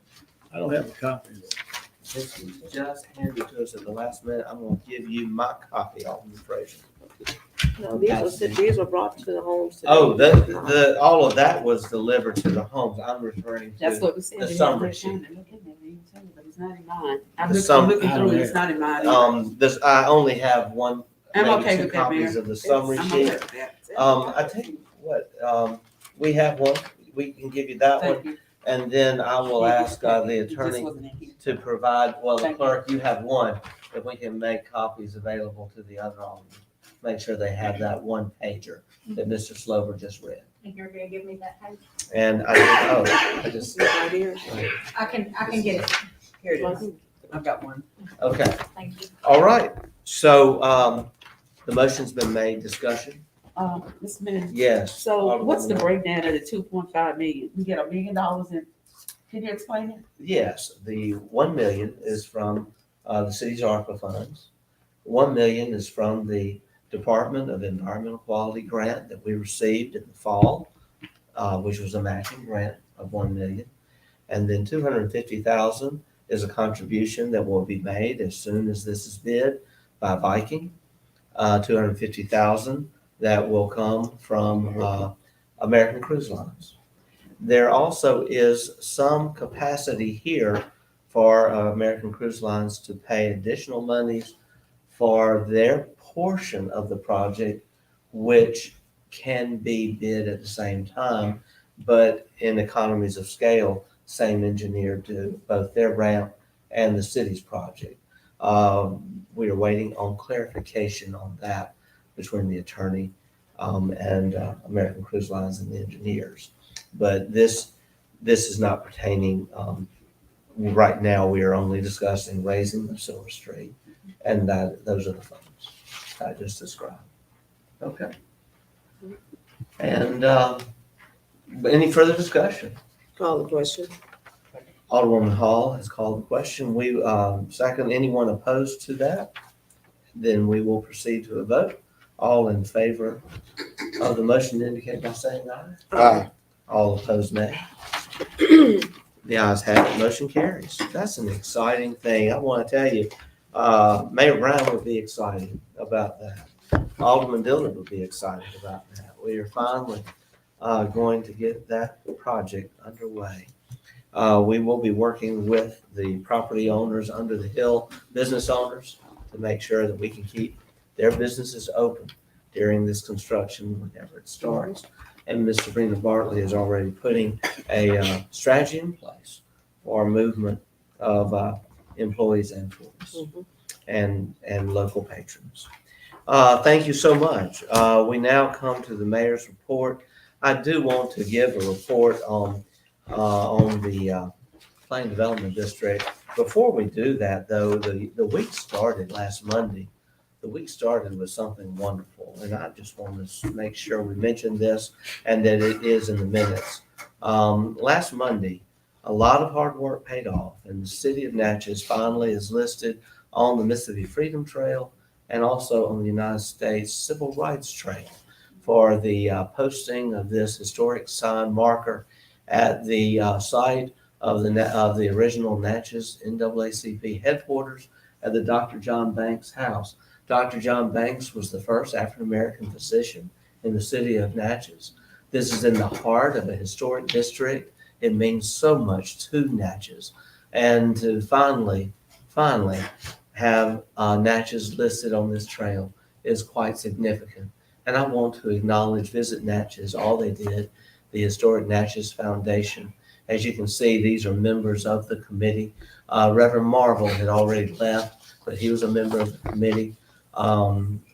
You have the Historic Natchez Foundation, also Carter Burns, Minnie Miller, and also on behalf of Visit Natchez, Roscoe Barnes, Devin Heath, and Lance Harris. And we want to also thank Kathleen Bond, who served on behalf of the Natchez National Historic Parks. What's important to note, the entire state we had a statewide presence, and this now really takes us level. It does. So great.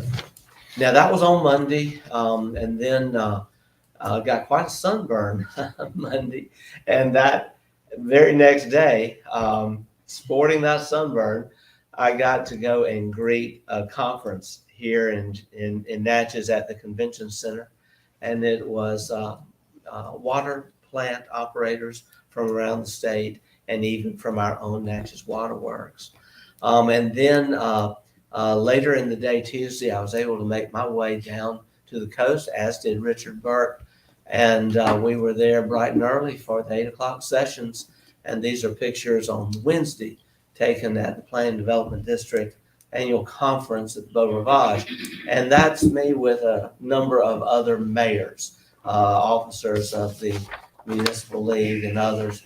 I won't go through all these to name every person, but just show through the slides. I do want to say Sabrina Bartley was there. It is important that our relationship with Southwest Mississippi Planning Development District makes possible all of the grants that help fund our Natchez Transit Authority. And we also these are Brenda Buck from Fayette and the lady from Port Gibson, but there's Wirt Peterson doing so much. We had meetings all through the day on Wednesday and Thursday. We learned a lot. And it was during this time also we got to visit with officials from the Delta Regional Authority to discuss important grants. And as I said, the discussion for grant funding for our Silver Street wall retention project all started at this conference.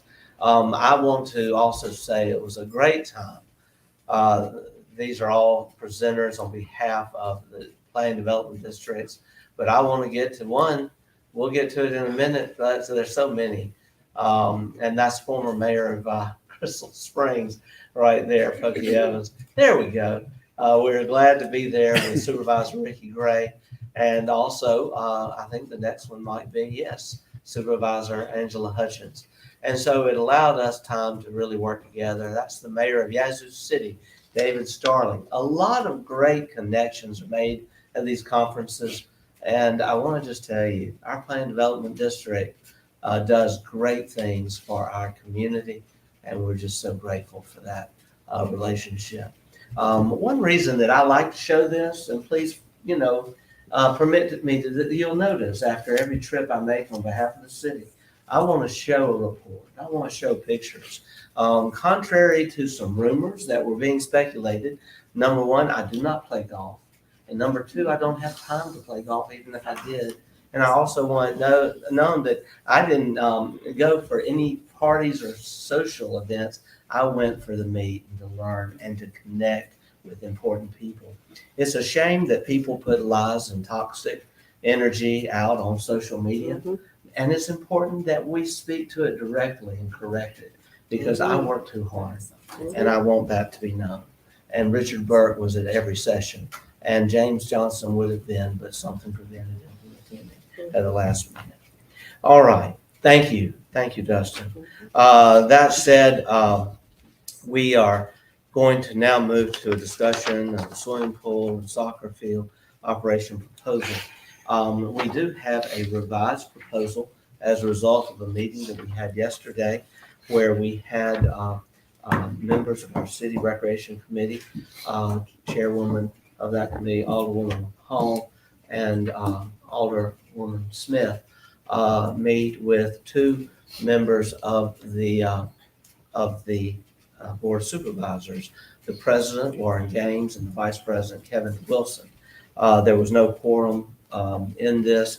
It was it was a conversation about this proposal, and it was held at the request of the board of supervisors that wanted to have a meeting after this was presented to them in last Monday's board meeting. There were some revisions made, and basically the proposal is this. It has come to our attention, the Pool Soccer Commission is not operating, meeting according to our interlocal agreement, and it may be time to go in another direction. The city, we would like to propose the following. The city and county together will run the pool with supervision by the city's director of Parks and Recreation, Sonora Cole. Ms. Cole has proven that she can run a program. She's doing very well in getting our parks going again. Number two, existing personnel will continue to work. We understand they are both doing an excellent job. Number three, the city and county both will have the final say on all hiring and firing and policy decisions, with the exclusion of lifeguards, because lifeguards can come and go, and there's a bit of micromanagement there, and a delay in those decisions could cause the pool to be closed. Number four, Sonora Cole will immediately apply for the necessary certification. It's important that we have a certified individual overseeing the pool operations.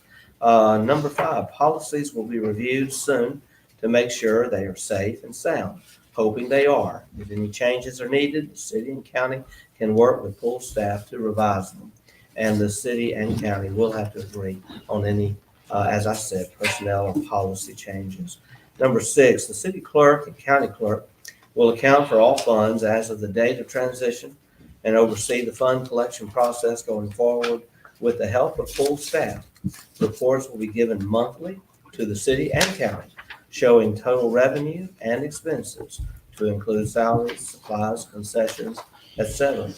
City will invoice the county each month and or pay the county accordingly, with a 50-50 split on all expenses and revenues. Number seven, operation of soccer fields will follow the same protocols as above. We look forward to working with everyone on a new day forward for our pool and for our children and for our families. Mr. Mayor, Alderwoman Hall. I'd like to move that we enter into a new interlocal agreement with the Board of Supervisors on the Natchez Adams Pool and soccer fields, which will be under the supervision by the city's Director of Parks and Recreation, Sonora Cole. Second. And to follow the dictates of this proposal? Oh, absolutely. Okay. Alderwoman Hall has made the motion. Alderwoman Smith has seconded that motion. Discussion on that motion? Yes, Mr. Mayor. Yes, Alderman Frazier. When did all this come about? We already had this agreement. We don't need, it seems as though to me that we done did this before. It look like we're going through the same old thing. The argument about who got the pool and everything. We already had people set in stone. So I don't see why we had to get Ms. Cole to go over there when we already had a committee or Mr. Ware and them and other people who were doing an excellent job in running the pool. Now we got to put Ms. Cole in there. And here's another thing. I don't, Mr. Attorney, since the county attorney said that, do you know anything about this? Are we still on the same agreement, right? Yeah, until both parties agree to amend the ILA, then the one that's been previously entered is still stands. Exactly. Well, who? I'm not through, Ms. Hall. Alderman I'm not Frazier, through. please continue. But my thing is like say, what brought all this on? because from my understanding, the pool has been running excellent and everything. Why Ms. Cole got to go there? It seemed as though the city trying to take over this agreement to me, or put our people when we already got everything set in stone. But see, from my understanding that somebody is trying to micromanage the recreations over there, and we don't need no alderman or anybody trying to microwave recreation when we already got everything set in stone. So I just can't go along with this when we already have agreement in place, and we're trying to put our people over there when it's already being run properly. And we have people that was on the committee that, from my understanding, some of the people have already resigned because of the way things are going and the way you have people who are intervening into this agreement and stuff. Thank you, Alderman Fraser. Alderwoman Hall, you're Mr. recognized. Mayor, if I may, I just want to I'm get Mr. Mayor sorry. a second. I'm sorry. Alderwoman Hall's been patiently waiting. But I have to She's say that you're not recognized. following Robert Rules of Order, and I just have to say that everybody has to speak before she can speak again. That's Robert Rules of Order. Mr. Mayor.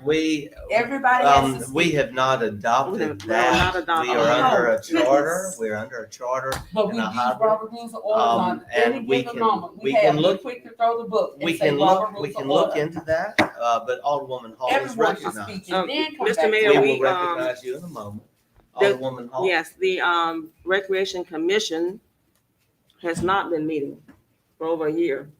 And they stopped meeting when the discussion on having alcohol at the pool was brought before us. And we discussed there is no alcohol. There will not ever be alcohol at that pool.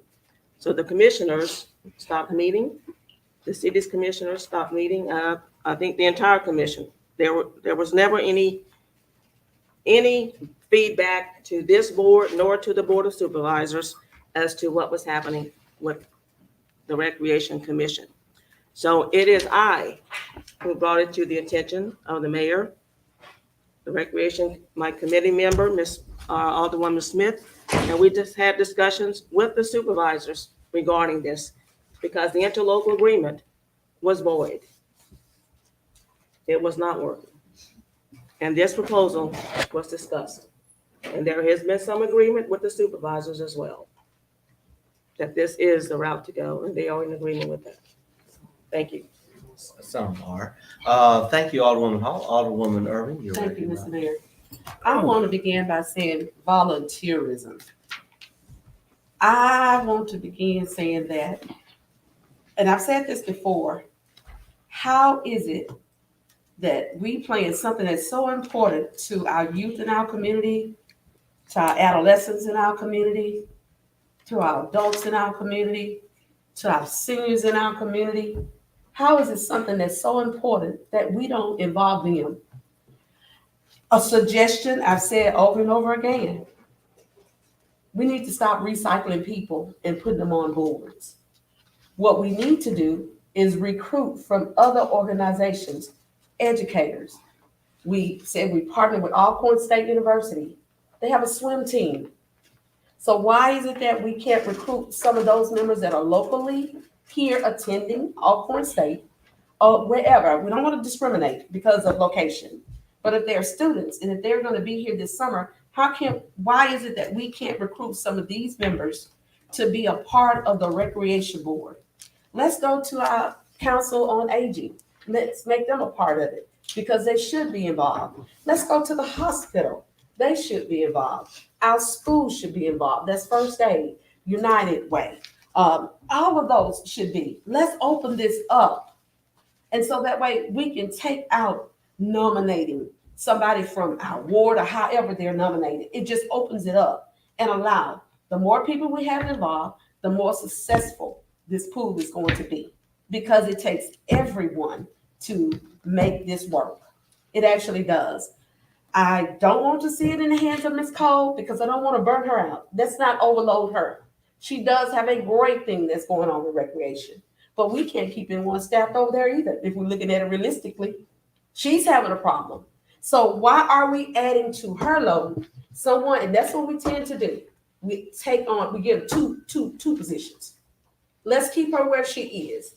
Parks are going well. Everything is looking good. We got lots of things going on for our youth and other members of the community. Let's not add to her. Let's go a different route. Let's open it up so that we can have everyone that wants to come in and volunteer. It's everyone's pool. And so every organization, let's reach out to our ministers. I mean, we have so many people before we say we're going to take it and put it in the hands of the city. Let's utilize our public. Our public. Why not have a representative from each high school, from Cathedral High School, from Natchez Adams School District, help me out, well, out here at the, yes, ACCS, and then our other, because we have early college. So why not, let's start with those representatives. If we're planning for them, we need their voice at the table. They need to be heard. And so I just want to see, this shouldn't be a big mountain to accomplish here, because I'm sure their voices are, they're wanting to express themselves. We had just had a young lady here tonight telling us about leadership and that we all can learn from that. I know I took a lot of words with that. However, I want to see us utilize those words now. Let's reach out a little bit more in our community so that we can get other people to come on board and want to volunteer. Also, micromanage. When we appoint a board or establish a board out there, allow them to do their job. Because the street committee has it, that they were micromanaged. And then Alderman Dillard shared a few things about that he wasn't satisfied with just recently. And so we need to look at the way we conduct ourselves within. We don't manage anyone. We don't. Only thing we do is give our input. But that's why we put it in the hands of a commission, so that they can do what? Make those decisions. I would like to see us get more community involvement instead of allowing the city recreation director, who's doing a great job with parks. Let's not overload her. Again, her staff is shorthanded. At any given moment, it can be. And then when she takes it on, then we're back at the same predicament. So my suggestion tonight is that we look at recruiting. Let's get out and recruit. We have lots of people that would like to volunteer and be a part of. But let's start with our schools. Let's let the voice be heard from our youth in our community, that we will have a representative from the school to sit on the council. And I think we will get a put. After all, Cathedral has a swim team. Alcorn State has a swim team. There are others. I think I have to share this. One of the visions that committee has is that they would like to see a swim team come about from the public school district as well. And so they were going to try to work toward that this swim season here in Natchez, during this season here. And so I would just like to see us go a different route than having us do it. Let's see how we can recruit members of our community to come in, because they all have a say. And after all, it's all about food. Thank you, Mr. Thank you, Alderwoman. Alderwoman Smith, you're recognized. I promise I'll be brief. My concern is liability. We have got a public recreation pool, and we need a certified recreation professional overseeing that. That is the safest thing to do. It's not fair to put it, when the board's not meeting and decisions aren't being made and presented to the city and the county for approval, we're all liable. I mean, we have the safety of these kids is first and foremost. I think volunteers out at the pool could do many, many things, programs, help with whatever, but the actual overseeing of that pool and making sure the safety measures are being done should be by a certified professional. And we, unfortunately, over and over, we've put all different kinds of people, and it's never been able to meet regularly with the quorum that it needed. So I think there's just a consistent issue with that. And so at this point, before this summer, let's make this decision. Let's have volunteers out there all they want. Anybody can volunteer, but this pool needs to be directly overseen by a professional. Well, I don't think now Thank you. I'm sorry, I haven't recognized anyone. Hands raised, further discussion, because the question's been called, but we're allowing, you have further discussion. I just want to say that. If it could be not, we don't need repetition. Just, is Mr. it Mayor, something that's just else? a part of your, that's your yeah. opinion. If it's repetition, it's Well, still your opinion. And you have to we've just had- respect that and listen to that. But So- we have, and we've listened.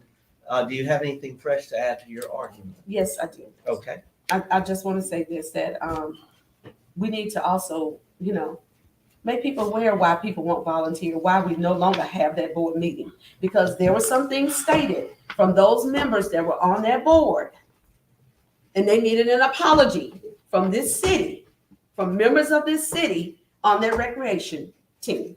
Now, that needs to be stated, and that way you will know. And those are the kinds of things that will make people be hesitant about being a part of a board. So, please give all your factual information that you're stating.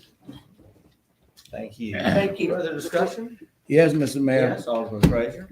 As I stated earlier, it may sound repetition, but when you have a board and you have other people in the city, like I say, it's micromanagement. It's not the job of a councilman or alderman to micromanage these people. It's up to, like I said, we have people already in place to do this. But if we bust this agreement, this is something that been going on when I first got elected.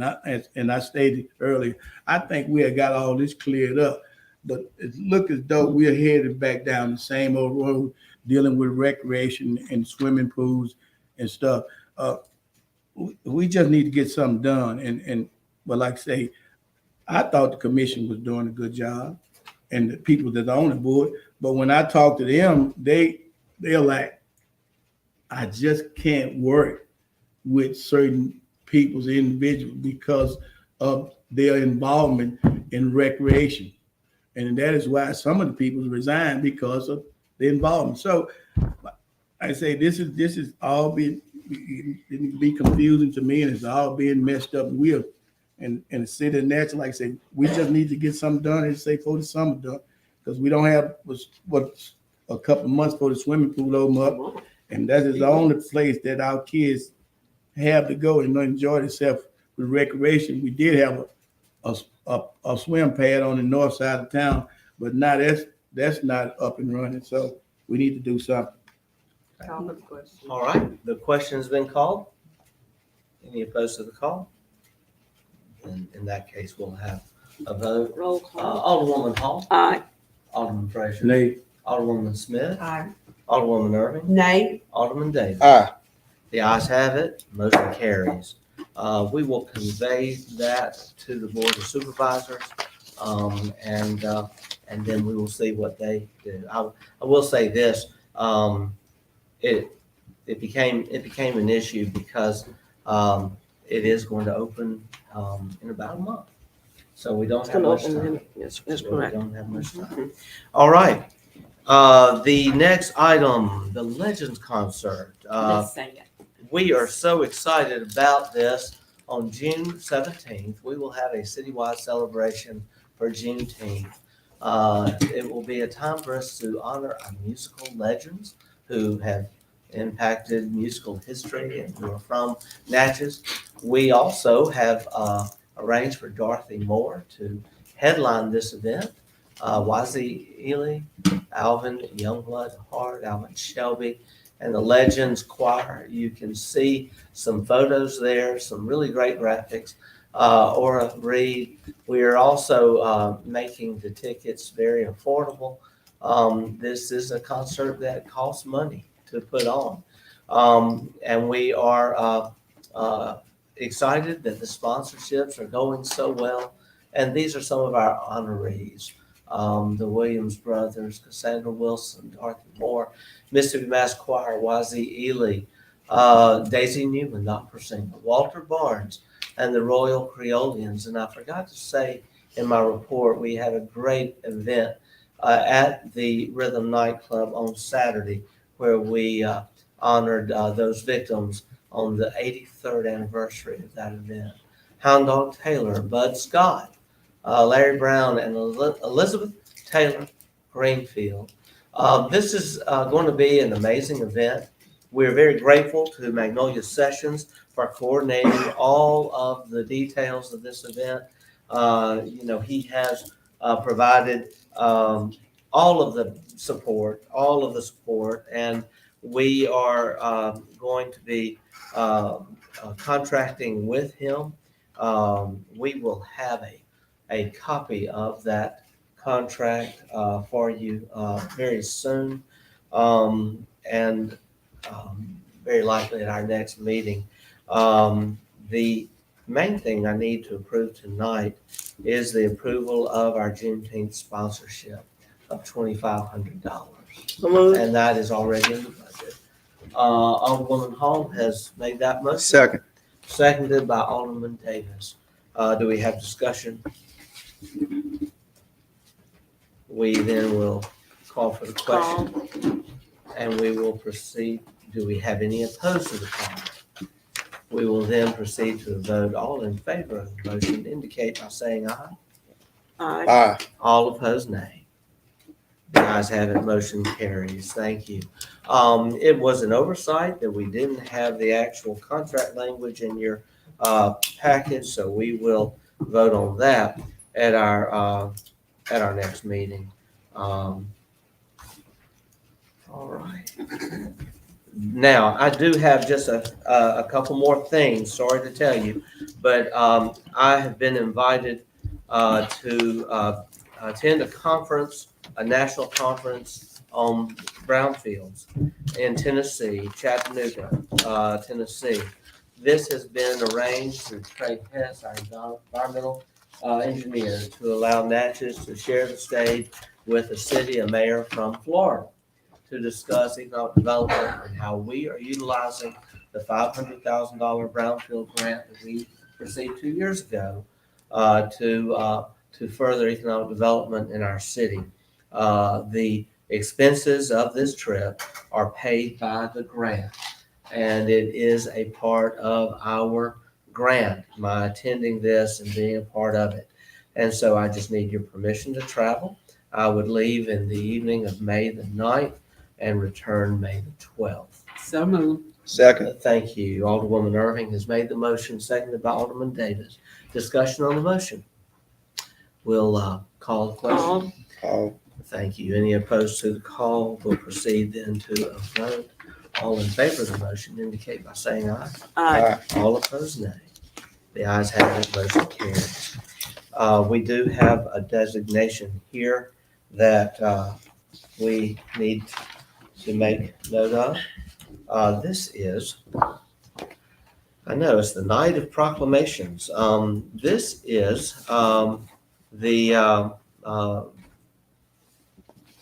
and I've got to make sure I get this right. We're going into observance of professional municipal clerks.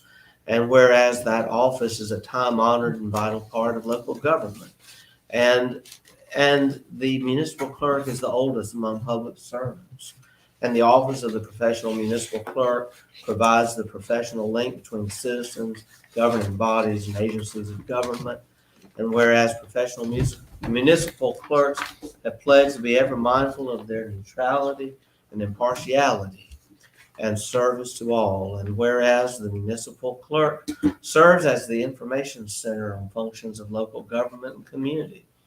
And whereas the professional municipal clerks of our state continually strive to improve the administration of affairs through participation in education programs, seminars, workshops, and annual meetings held at our state and also within provincial, county, and international professional organizations.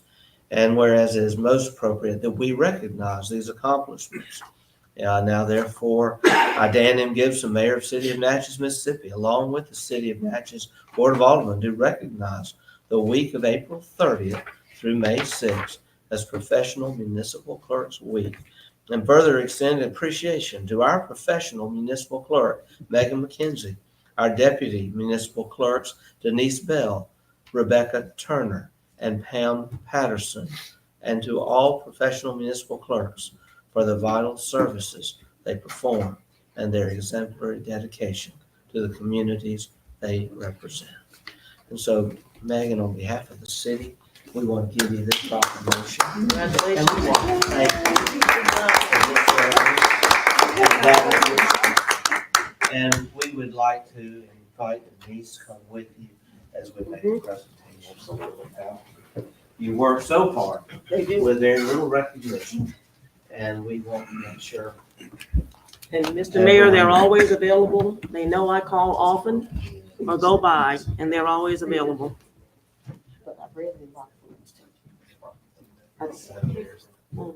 Let's see here. Should we put the thorn that's on the rose?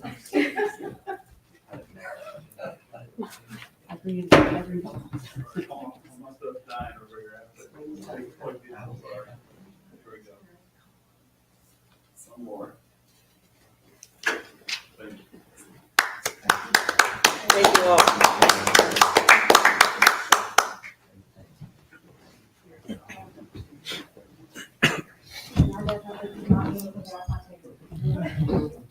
Congratulations. I don't know that we've observed that here in Natchez. And I want to thank my administrative assistant, Pam Patterson, for making sure we got that together.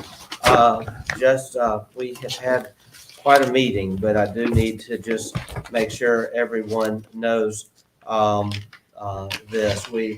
We're working on our adjudication program, and things are going very well.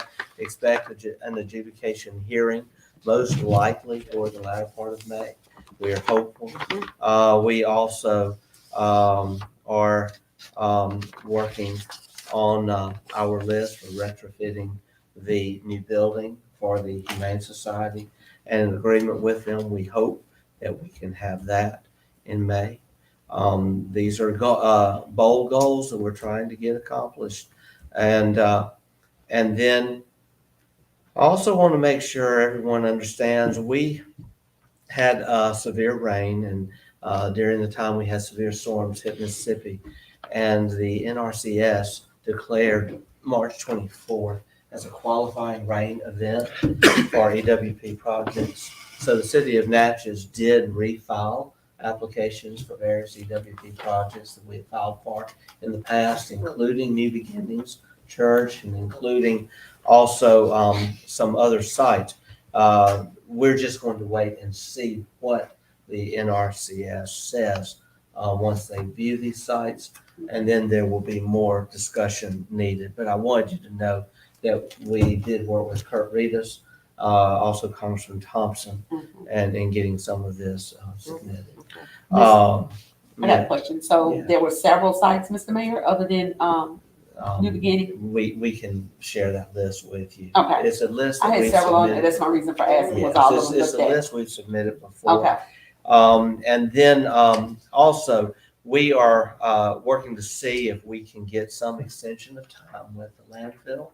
That contract does come up the end of June. If we are not able to get an extension of time in our next meeting, we will be having an RFP for very likely disposal and trash collection services. We'll see. We're working on that. I want to remind everyone that tomorrow we need to be at Bob Deering State Park for a program. They are going to officially declare the park and name it for Senator Deering at 2:30 p.m. tomorrow. Also want to invite everyone to come to the bandstand on May 4th for the National Day of Prayer. And it was at this time I was going to ask for prayers for former Mayor Butch Brown. And so now we do continue to ask for your prayers for his family. What time at the bandstand? And that will be at noon on May 4th. I unfortunately will be out of town. I will ask the Mayor Pro Tem to represent the city if you're able to, Alderman Smith, at the National Day of Prayer on May 4th. I do need to now make you aware of one last thing, and this is a very important announcement for me to make. I want to congratulate and applaud our police chief.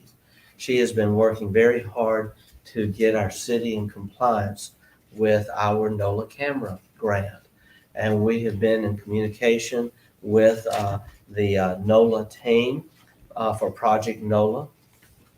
Very early on, Daryl Grinnell worked with the community and former police chief Walter Armstrong to not only get this grant, but also to raise funds and private funds, and quite a number of cameras were put throughout our city.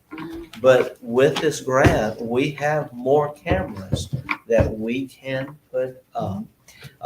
We have been, as a result, over the last few days, we've been talking to a gentleman who actually wrote the grant.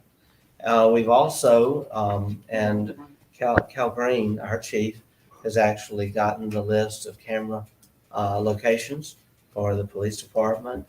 Joey Merrill has provided a list, and we're waiting on a list from Sheriff Patton. These three entities are partners in this grant. Dr. Mayberry, under the dictates of the grant, he wrote it. He also now can assist us in getting it implemented. And so you have contracts that we are not asking you to take action, but these are contracts that have to do with what is the next step for us to make sure that we are following through and in compliance with our grant. And you can look these over, and these have to do with making sure that we meet the deadline. This grant will actually expire in November, but we do have time to get these cameras in place, and we're talking about a large number of additional cameras. So it's a good thing. I thank you, Chief Green, for bringing it to our attention. And so you should have two contracts. We're asking the attorneys to look these over. These have been provided by Dr. Mayberry, and we will have a further discussion on this at our next meeting. But I wanted to make sure, let the record show everyone's been given the contracts. This is a very important thing. We will need to take action on this next step by our next meeting so that we can meet the deadlines and get these cameras installed. With that said, is there any other business to come before this Move board? adjourn. Well, No, sir. I mean, I'm just hoping we have executive session because I do. okay. Provide that information to me and the city attorney, and we'll be happy to get that scheduled. Mr. Mayor, Yes, Alderman. I requested an executive session. And we did place that on the one that we had at 4 o'clock. Session. And, Mr. Mayor, yes, sir. y'all wait till the last minute. I put this on executive session. Y'all wait till the You're last welcome. minute to come up there to. I want to make a motion. put this- You're welcome to make a motion that we go into. I'd like to make a Close motion. determination. I'd like to make a motion that we go into executive session. It's really not gonna take that long. All right. Just what I got We to have do. a motion by Alderwoman Irving already actually to go into closed determination for discussion of reasons that we might need to have an executive session. Is there a second to that motion? Second. Alderman Frazier has seconded that motion. Is there discussion? Is there? 3/5 majority to go to executive session. Yeah, we need 3/5. So how many votes would that require? You're asking. Let's see.